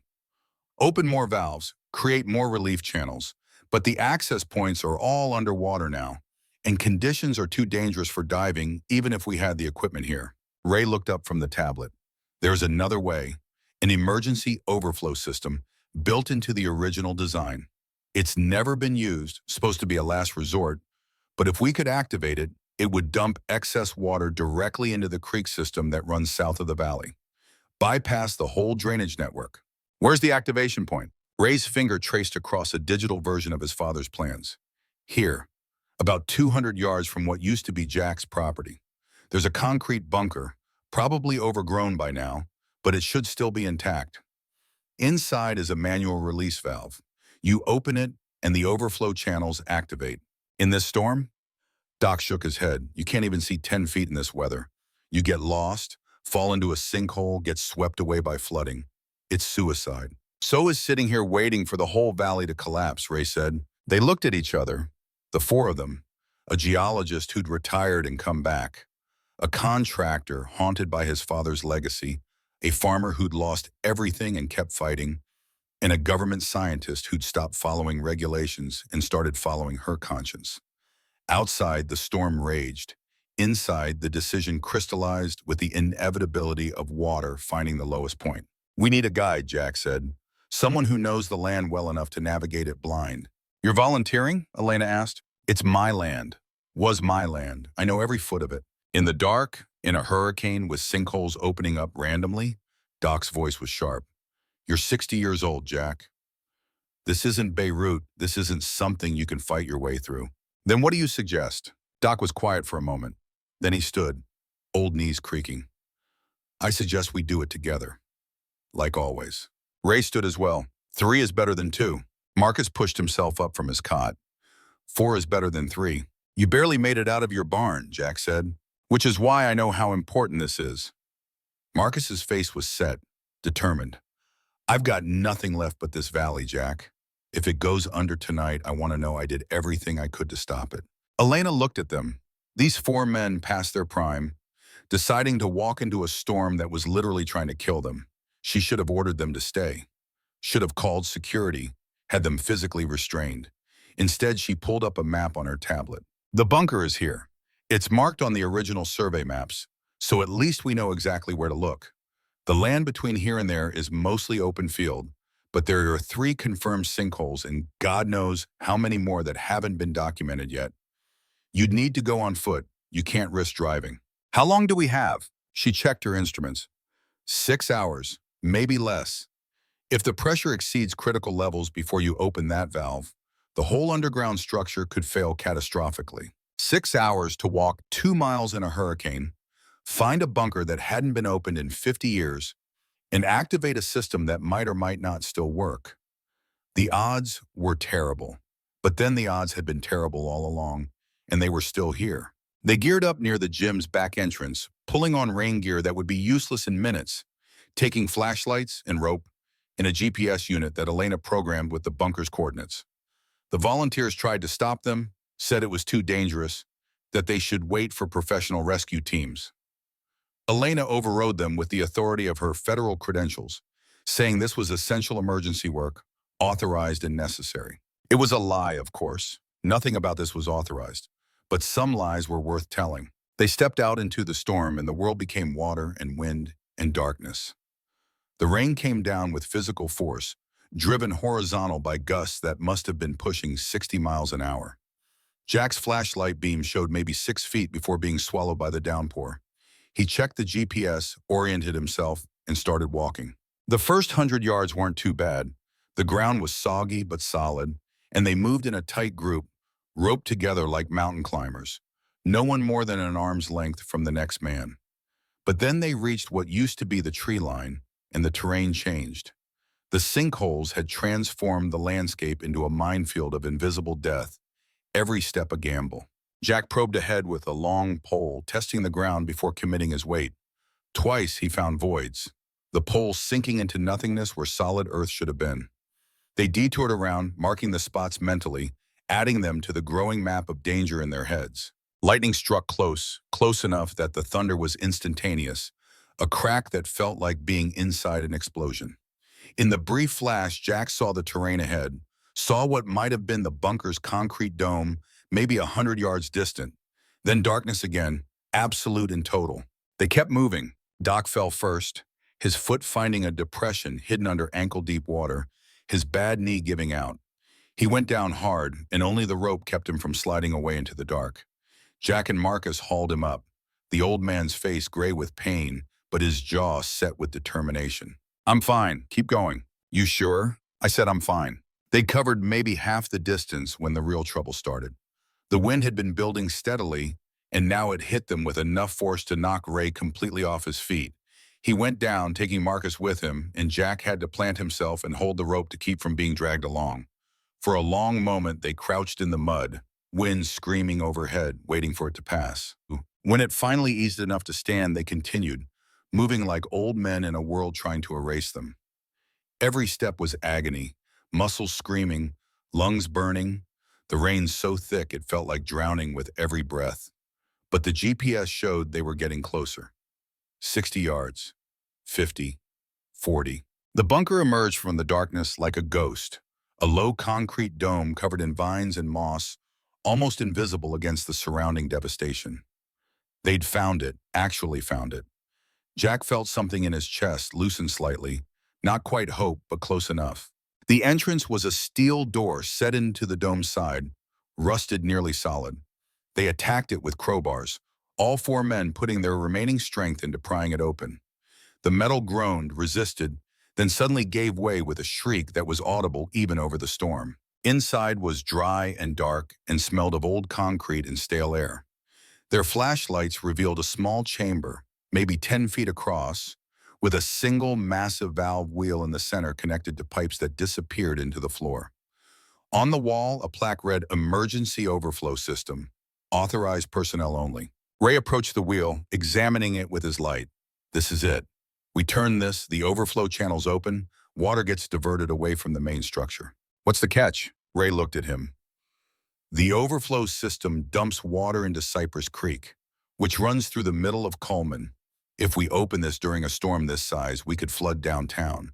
Homes, businesses, maybe the shelter we just came from." Silence in the bunker, broken only by the muffled howl of the wind outside. "So we're choosing," Doc said quietly. "Save the valley but flood the town, or protect the town and let the valley collapse." Marcus leaned against the wall, exhausted. Some choice. Jack thought about the 300 people in the high school gym, families with children, elderly folks who couldn't evacuate further. He thought about the shops on Main Street, the diner where he'd eaten breakfast 1,000 times, the houses where people had lived their whole lives. Flooding that area would destroy homes, could kill people if they weren't evacuated in time. But if they didn't open the valve, if they let the underground structure fail, the whole valley would go. Every farm, every house, thousands of acres turned into a massive sinkhole that would take decades to fill, if it ever did. The loss would be total, catastrophic. "Elena needs to know," he said. "We call her, tell her what opening this valve will do, let her make the call to evacuate downtown." "In this storm?" Ray gestured at the door where rain was blowing in despite the angle. "The roads are flooded, people are sheltering in place. You start moving them now, someone's going to die. Guaranteed." "So what do we do?" Jack pulled out his phone, found he had 1 bar of signal. He called Elena, the connection crackling with static. "We found the bunker," he said without preamble. "But there's a problem. Opening this valve is going to flood downtown Coleman. You need to evacuate everyone from the low-lying areas. Now." He heard her swear, heard her shouting at someone in the background. "How much time do I have?" "Depends how long it takes us to open this valve. Could be 5 minutes, could be an hour. It's rusted solid. I'll do what I can." Elena's voice was tight. "But Jack, even if I get everyone out, the property damage is going to be massive. You're looking at millions of dollars in losses. There'll be investigations, lawsuits. People are going to want someone to blame. Then they can blame me. Open the valve or lose the valley, those are the options. We're opening the valve." He ended the call and looked at the other 3 men. They nodded, one after another. The decision was made. The valve fought them like a living thing. 50 years of corrosion and neglect had fused the mechanism nearly solid. They used every trick they knew, applied oil they'd brought for the purpose, used the crowbars as levers, even resorted to hitting it with a sledgehammer Marcus had somehow thought to pack. The valve refused to budge. Jack's shoulders burned. His hands were bleeding where the metal had cut through his gloves. Beside him, Doc was gasping, his face the color of old paper, one hand pressed to his chest. Marcus had gone silent, working with the grim determination of a man who knew this might be his last act. And Ray kept checking his father's plans, kept looking for some trick, some engineering insight that would make this easier. There wasn't one. It was just hard, brutal work, the kind that broke men down to their component parts and rebuilt them into something simpler and more honest. One more time, Jack said. All together, everything we've got. They gripped the wheel, found their footing, and pulled. Jack felt something tear into his shoulder, a sharp pain that nearly made him let go. But he didn't. None of them did. They pulled until the world narrowed to that single point of effort. Pulled until Jack was certain his heart would give out or his muscles would simply tear away from the bone. The wheel moved. Not much, maybe an inch, but it moved. Again. They pulled again, and it turned further, the mechanism breaking free with a grinding sound that echoed in the small chamber. Once it started moving, it got easier, momentum taking over from pure strength. The wheel turned a full rotation, then another, and somewhere below them, pipes that hadn't carried water in half a century roared to life. The sound was immense, a deep-throated thunder that shook the bunker. Jack could feel it through his boots, through the concrete, through the air itself. Water was moving, massive volumes of it, being diverted away from the failing structure and into the overflow channels. Outside, the storm continued its assault, but inside the bunker, they'd done what they came to do. Jack's phone rang. Elena. I see it on the instruments. Pressure's dropping. You did it, she paused. Downtown's flooding. Water's rising fast. We got most people out, but there are still some holdouts. Some folks who refuse to leave. We're sending rescue teams, but it's bad, Jack, really bad. He closed his eyes, saw in his mind the water rushing down Main Street, pouring into homes and businesses, destroying in minutes what had taken generations to build. The cost of saving the valley. The price of making an impossible choice. How many? How many what? How many people are still at risk downtown? Maybe 20, maybe more. We won't know until the water recedes. Jack looked at the other three men, saw his own thoughts reflected in their faces. We're going. What? We're closer than any rescue team. We've got rope, we've got flashlights. We're going to downtown Coleman and we're getting those people out. Jack, you can barely stand. You've been through hell tonight. Just come back. Can't do that, Elena. We made this mess. We clean it up. He ended the call before she could argue further, looked at Doc, at Marcus, at Ray. Any of you want to stay here, I understand. This isn't your responsibility, isn't it? Ray's smile was tired but real. We turn that wheel together. We live with what comes after together. They left the bunker and headed toward town, following the GPS coordinates Elena had sent for the last known locations of the holdouts. The storm had changed character, the rain easing slightly but the wind picking up, and the flooding was worse than Jack had imagined. Water ran everywhere, turning roads into rivers, pooling in low spots, seeking every depression. Downtown Coleman looked like a war zone. Water was waist-deep on Main Street, still rising, carrying debris and wreckage. Cars sat partially submerged, their alarms wailing like wounded animals.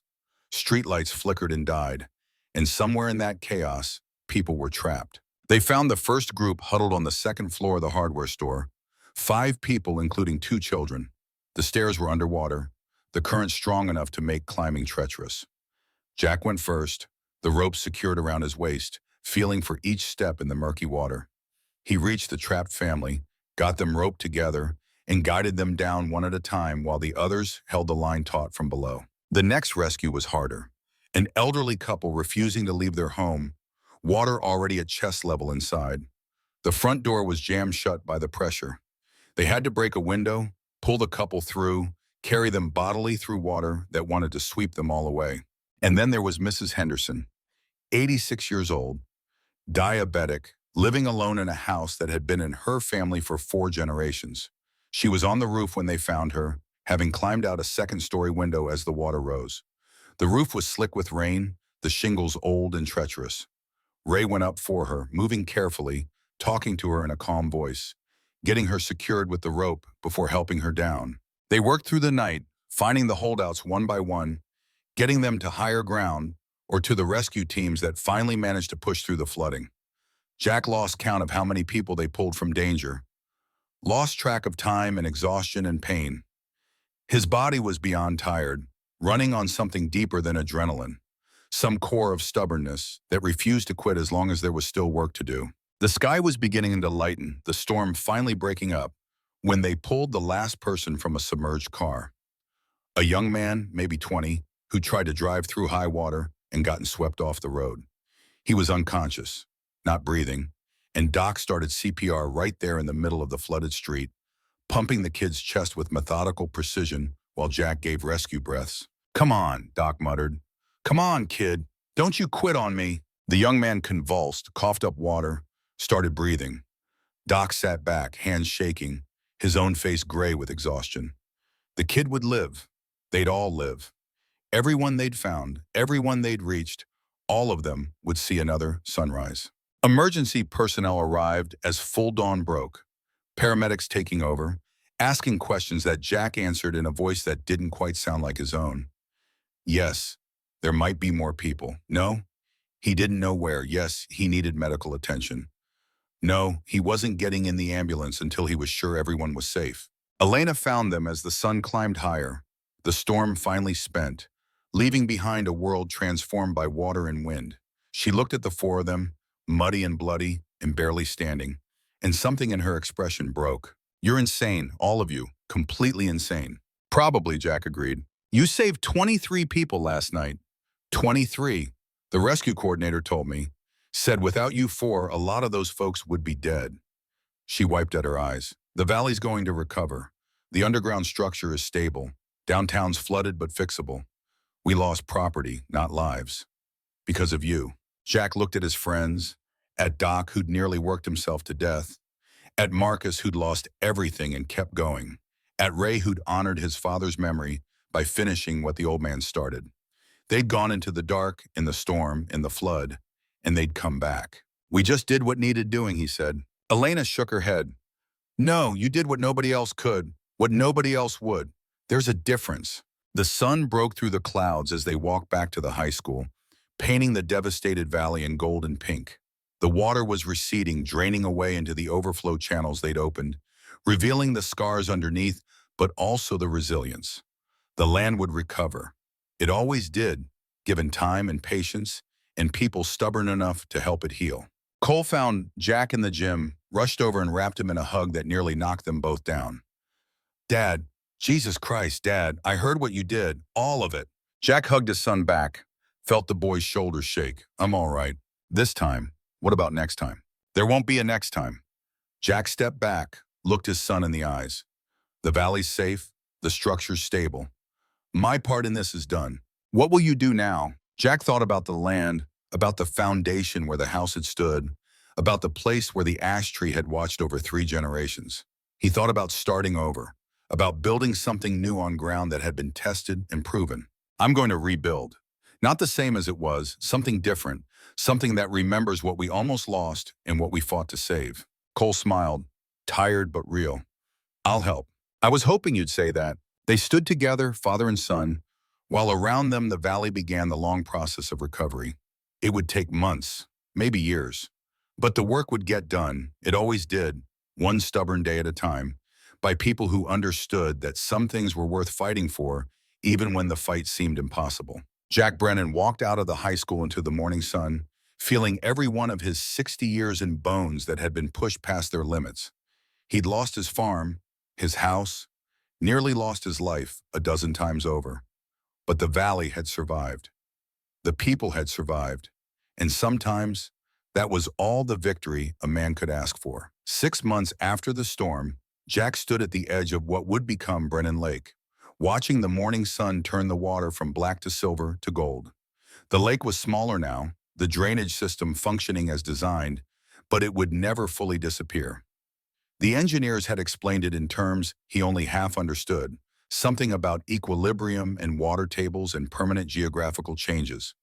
What it meant in practical terms was that 200 acres of his family's land would remain underwater, a memorial to the ash tree and everything that had come before. He'd made peace with that, mostly. Behind him, construction sounds echoed across the valley.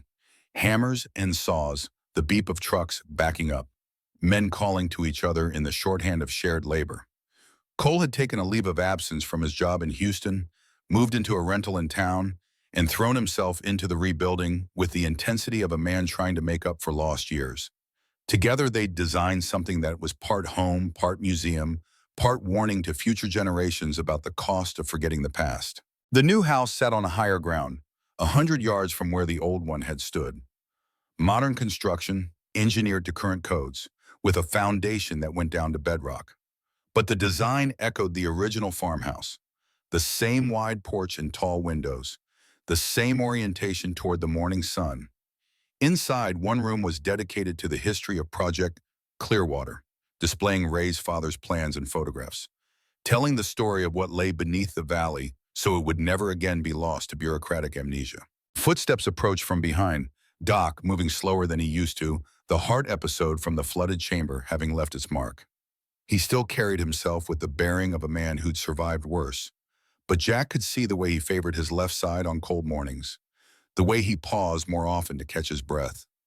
Doc would never admit weakness, but the body kept its own records. Thought you might need this. Doc offered a cup of coffee, steam rising into the crisp November air. Jack took it, grateful. They stood in companionable silence, two old men watching the world remake itself. Across the lake, Marcus's new barn was taking shape, rebuilt with insurance money and community labor. Everyone in the valley pitching in because that's what you did when one of your own lost everything. You hear from Carl? Doc asked. Got a postcard last week. He's in the Keys, working salvage on some shipwreck. Says he's too old for this, but does it anyway. Sounds about right. Doc sipped his coffee carefully, the way a man did when swallowing still sometimes hurt. You know they're dedicating the memorial today. I know. You planning to go? Haven't decided. The memorial had been Elena's idea, a stone monument erected at the overlook on Highway 12, listing the names of everyone who'd fought to save the valley. The 4 engineers who'd died building the original dam in 1968. Ray's father, the rescue workers and volunteers. And at the top, in letters carved deep into the granite, the names of 4 men who'd gone beyond reason into something like heroism. Jack Brennan, Michael Reeves, Raymond Whitmore, Marcus Johnson. Jack wasn't sure he wanted his name on a monument, wasn't sure any of them deserved to be remembered that way. They'd done what needed doing, same as anyone would have. But Elena had insisted, and the town council had voted, and now there was a dedication ceremony scheduled for noon with the mayor and a state representative and probably news cameras. The thought made him tired. You should go, Doc said quietly. For Ellen, she'd want people to know what you did. What we did, all of us. Fine. What we did. Doc set his cup down on a fence post, his hand trembling slightly with the effort. But Jack, people need to see that sometimes ordinary men do extraordinary things. Need to know that courage isn't some abstract virtue. It's a choice you make when everything's falling apart. Your grandson needs to see that. Ethan, the boy had gone back to Houston after the storm but visited every few weeks, had spent last summer working construction on the new house. He'd changed in ways that went deeper than just growing taller, carried himself with a confidence that came from having faced real danger and survived it. Cole said the fighting at school had stopped, that the boy who'd been suspended for throwing punches now talked about becoming an engineer, about building things that lasted. Maybe that was legacy enough. The morning passed in work. Jack and Cole spent it installing the last of the interior trim, the detailed finish work that separated a house from a home. They worked well together now, the silences between them comfortable instead of strained, both understanding that some distances could only be bridged through shared effort. Around 11, Cole set down his hammer and looked at his father. We should get ready. The ceremony starts in an hour. I'm not sure I'm going. Dad. Cole's voice was gentle but firm. You have to go. Not for you, for everyone else. They need to see that heroes are just people who show up when it matters. I'm not a hero. Tell that to the 23 people you pulled out of the flood. Tell that to the 3,000 people living in this valley who'd be homeless right now if you hadn't made the choices you made. Cole stepped closer. You've spent your whole life working this land, Dad. keeping promises to people who are long dead.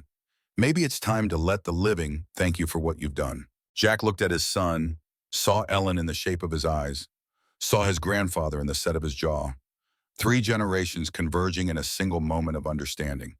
He nodded once, set down his own tools, and went to clean up. The overlook was crowded when they arrived. Maybe 200 people gathered around the memorial, more than Jack had expected. He recognized most of them, families who'd evacuated and come back, business owners from downtown Coleman who'd lost inventory to the flood but kept their buildings, farmers who'd watched sinkholes swallow their fields and somehow found the strength to start over. Marcus was already there, wearing a suit that looked uncomfortable on his work-hardened frame, talking quietly with Pastor Hayes. Ray stood near the memorial itself, one hand resting on the stone as though drawing strength from it. Elena was conferring with the mayor, gesturing at papers, probably going over the speech she'd prepared. Doc found Jack in the crowd, gripped his shoulder once. The gesture was briefer than it used to be. Doc's strength not quite what it had been before his heart had stopped beating for 2 full minutes in a flooded street.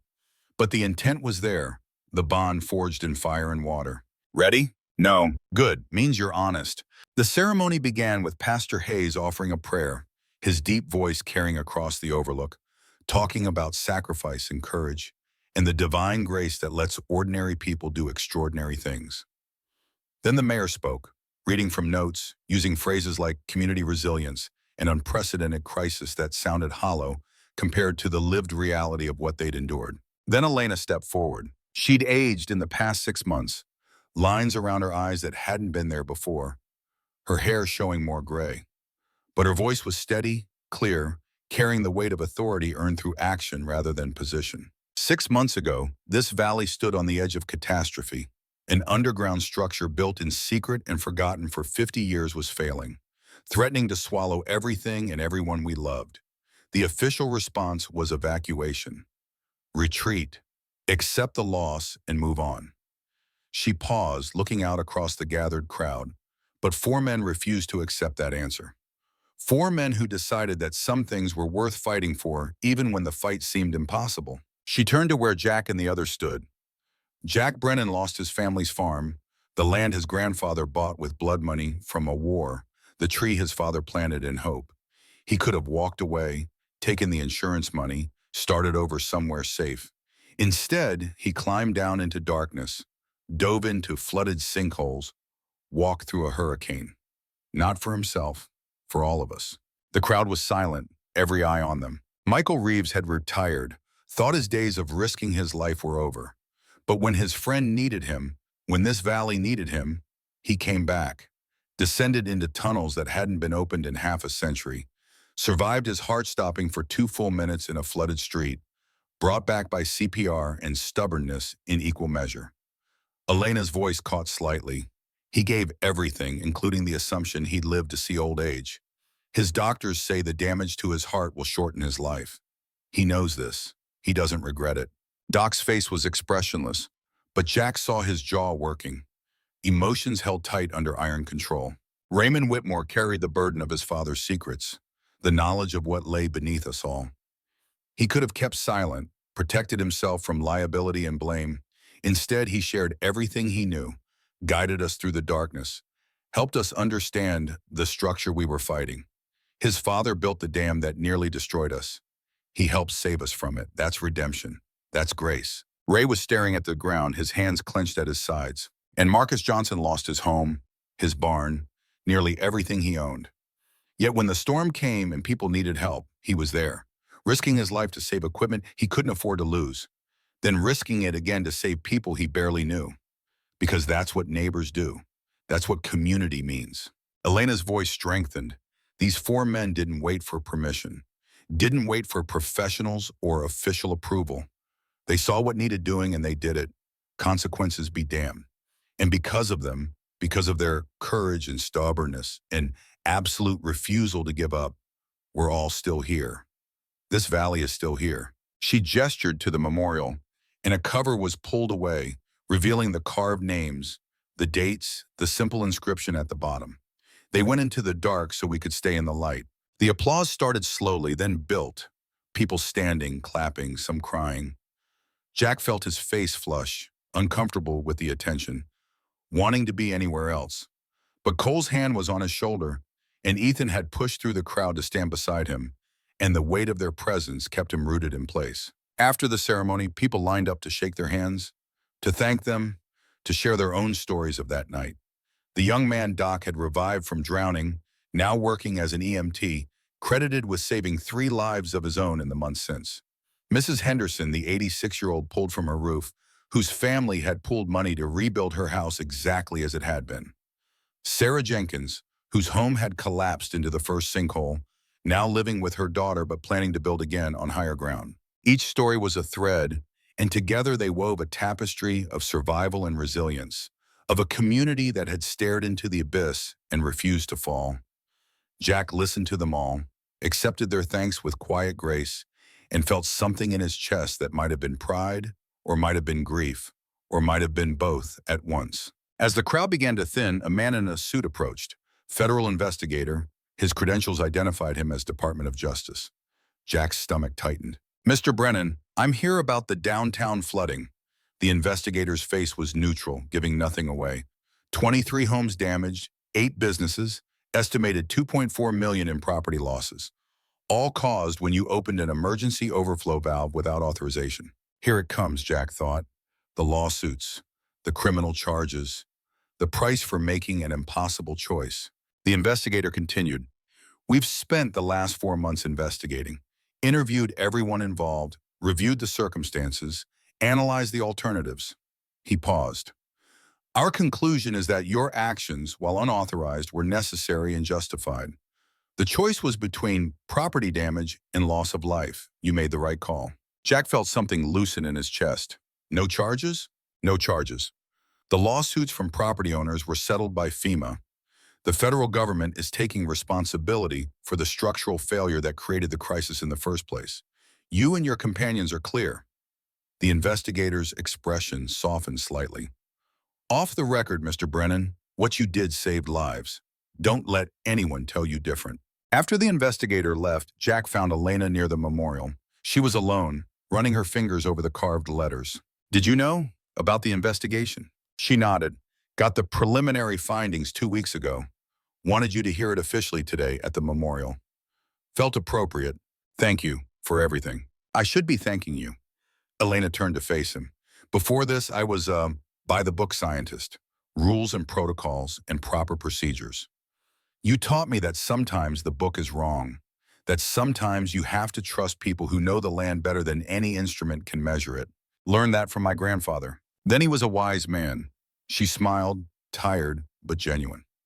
"The Project Clearwater Memorial and Education Center opens in 3 months. I hope you'll be there. Wouldn't miss it." The afternoon stretched into evening. The crowd thinned as the November sun hung low and golden, painting everything in warm light. Jack found himself alone at the memorial, running his fingers over the carved letters of his name, thinking about permanence and legacy and what it meant to be remembered. Ray joined him, the two of them standing side by side. "My father would have been proud," Ray said quietly. "What we did, how we finished what he started." "Think so. I know so." Ray's voice was certain. He lived his whole life carrying guilt about those 4 men who died, about the dam he knew was failing. "But we made it right. We took the secret he couldn't share, and we used it to save people. That's redemption, Jack. That's what matters." Marcus approached from the other side, Doc trailing behind, moving carefully but steadily. The 4 of them stood together, looking out across the valley they'd saved, watching the shadows lengthen. "Hell of a thing," Marcus said finally. "Started with a tree bleeding water. Ended with us bleeding for everyone else." "We didn't bleed for them," Doc corrected, his voice raspier than it used to be but still strong. "We bled with them. There's a difference." Jack thought about that distinction, about the line between sacrifice and solidarity. They'd never been heroes riding in to save the day. They'd been part of the community, fighting alongside everyone else, just men doing what needed to be done because they were the ones there to do it. 3 months later, on a February morning cold enough to turn breath to mist, Jack stood in the new house and looked at what he and Cole had built. The walls were hung with photographs spanning 3 generations. His grandfather in a military uniform, young and serious. His father on a tractor, dirt under his fingernails. Ellen on their wedding day, laughing at something just outside the frame. And newer pictures too. Cole and Ethan working construction, both of them sunburned and grinning. The four men standing by the memorial, uncomfortable with their own heroism. The house smelled of fresh paint and new lumber, of coffee brewing in the kitchen and bacon frying on the stove. Through the window, he could see the lake, calm and silver in the morning light. The land had changed, would never be the same as it was, but it was still his, still home. Cole emerged from the kitchen carrying two plates. Breakfast is ready. We should eat before people start arriving. Today was the official opening, a small ceremony to mark the completion of the house and the visitor center they'd built adjacent to it. The Project Clearwater Memorial and Education Center, dedicated to teaching people about the hidden history beneath their feet, about the cost of forgetting, about the courage required to remember. Elena had helped secure the funding, pulling in federal grants and state money, arguing that the story needed to be told. Ray had donated his father's entire archive, boxes of plans and photographs and personal journals documenting the dam's construction and the secrets that had died with the men who built it. Doc had written the educational materials, translating engineering specifications into language regular people could understand, working from his porch when the stairs became too much for his weakened heart. And Marcus had built the physical structure itself, his crew working through the winter to create something worthy of the story it would house. They ate in comfortable silence, the kind that comes from knowing someone well enough that words aren't always necessary. When they finished, Cole cleared the plates and turned to his father. Mom would have loved this.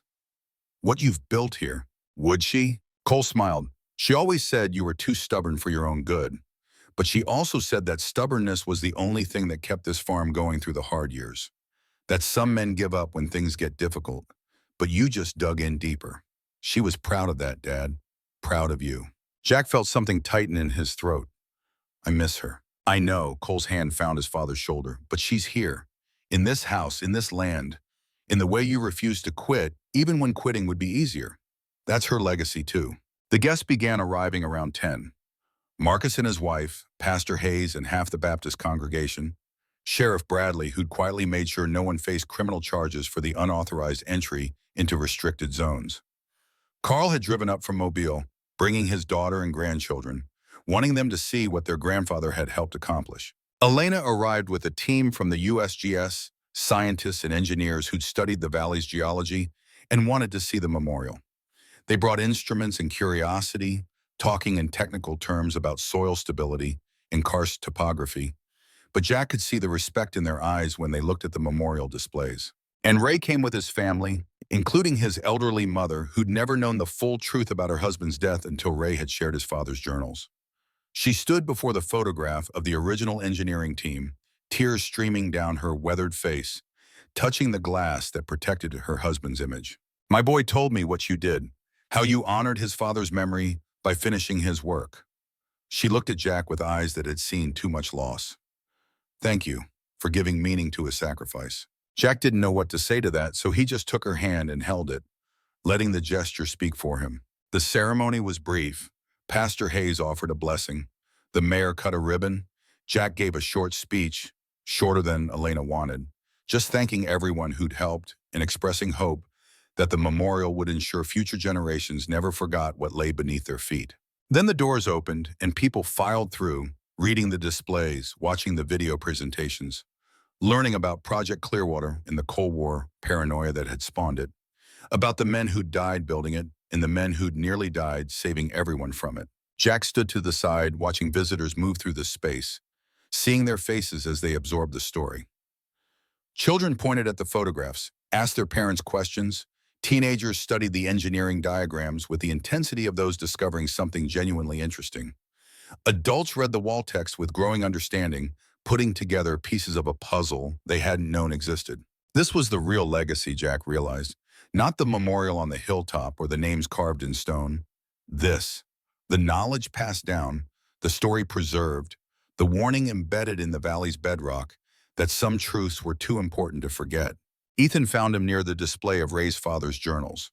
The boy, nearly 13 now and growing into his frame, had been reading intently. Grandpa, did you know what was going to happen when you cut down the tree? No, Jack looked at the journals, at the desperate notes of an engineer who tried to warn people and been silenced. I just knew something was wrong, that the land was trying to tell me something, and I needed to listen. Were you scared? Terrified, every step of the way. But you did it anyway. Because being scared and being stopped aren't the same thing. Jack knelt to meet his grandson's eyes. Sometimes the right thing is also the hardest thing. And you do it not because you're brave, but because it needs doing, and you're the one there to do it. Ethan considered this. Is that what being a man means? Part of it. The other part is knowing when to ask for help, when to trust your friends, when to let go of things you can't control. Jack stood, put his hand on the boy's shoulder. Your father is teaching you that. Learning when to fight and when to surrender, when to hold on and when to move forward. That's wisdom, son. Takes most of us a lifetime to figure out. How long did it take you? Jack smiled. I'll let you know when I get there. The afternoon passed in a steady stream of visitors. More people than Jack had expected, drawn by news coverage and word of mouth, curious about the story of the valley that almost disappeared.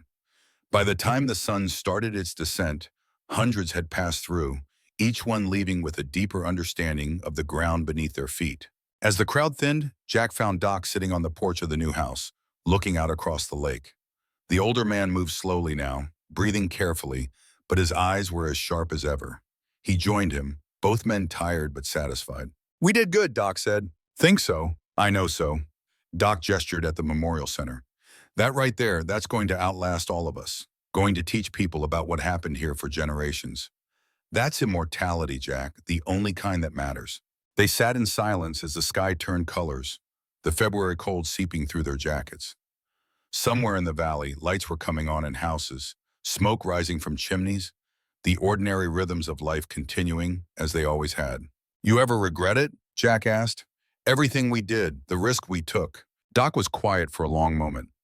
Every day I think about how close we came to dying, how we shouldn't have survived, shouldn't have succeeded.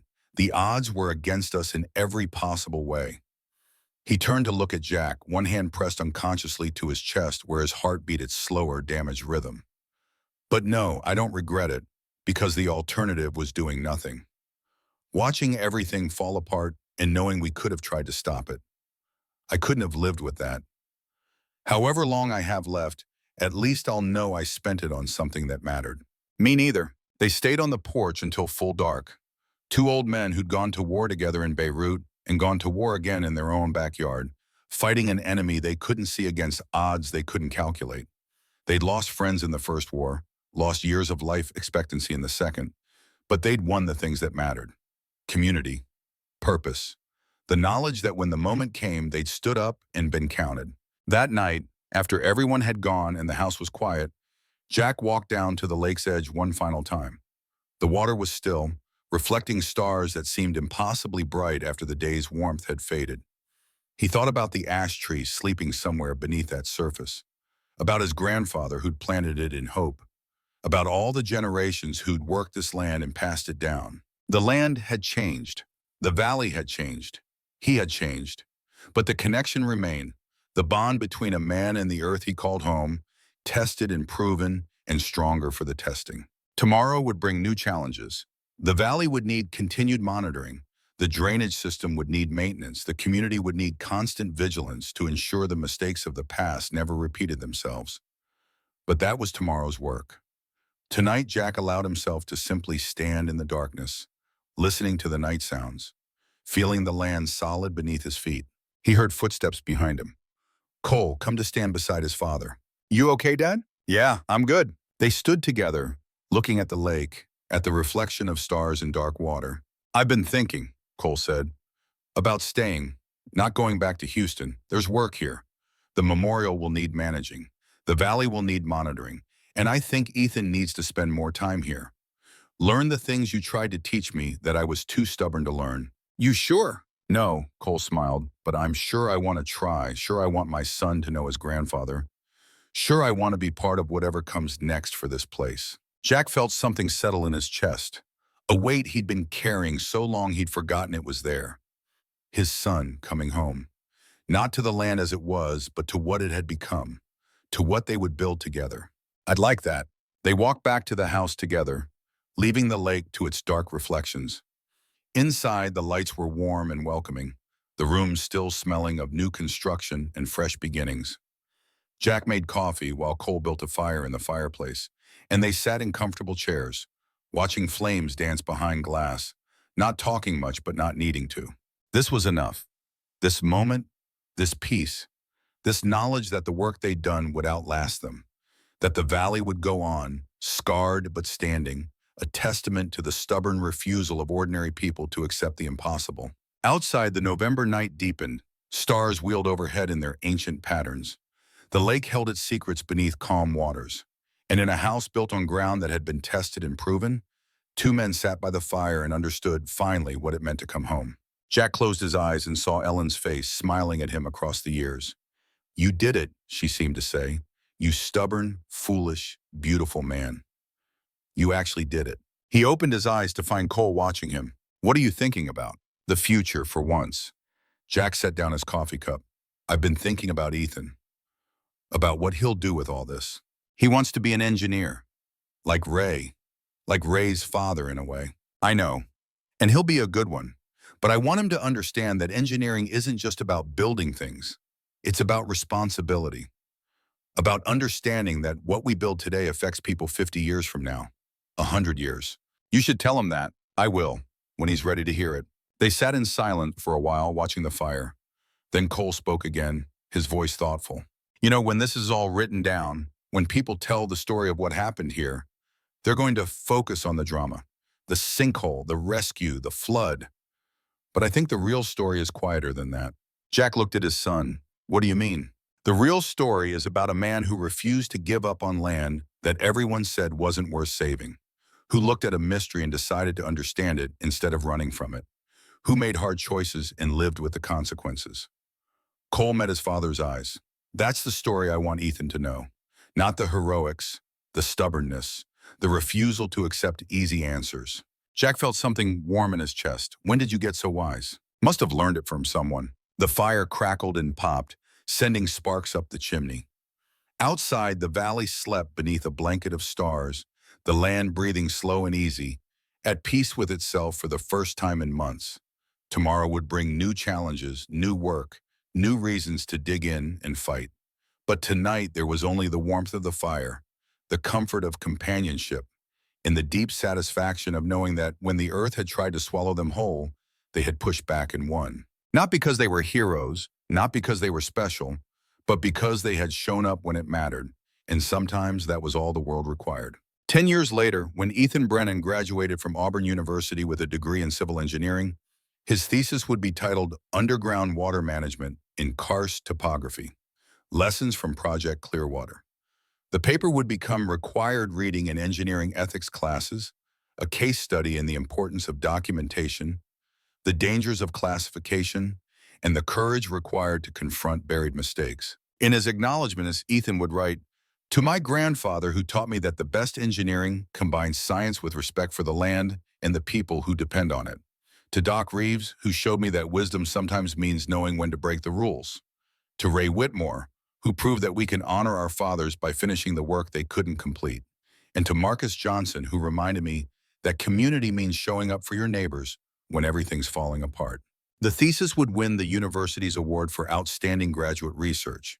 A copy would be placed in the Project Clearwater Memorial and Education Center, in a glass case next to Ray's father's journals and Jack's grandfather's photograph. And on a spring morning, 20 years after a tree began to weep water in an Alabama field, Ethan would bring his own children to stand before that memorial. He would point to his grandfather's name carved in stone and tell them the story. Not a legend, not a myth, just the truth about ordinary men who did what needed doing. The valley would remember. The land would remember. And as long as there were people willing to listen, the lesson would endure. Some doors, once opened, could never be closed. But they could be understood. They could be marked and monitored and passed down as warnings to those who came after. That was legacy. That was enough. Jack Brennan, watching from wherever the dead watched the living, would smile and know that his stubborn refusal to give up had planted seeds that would grow long after he was gone. The land changes, families change, but the connection between people and the earth they call home, that endures.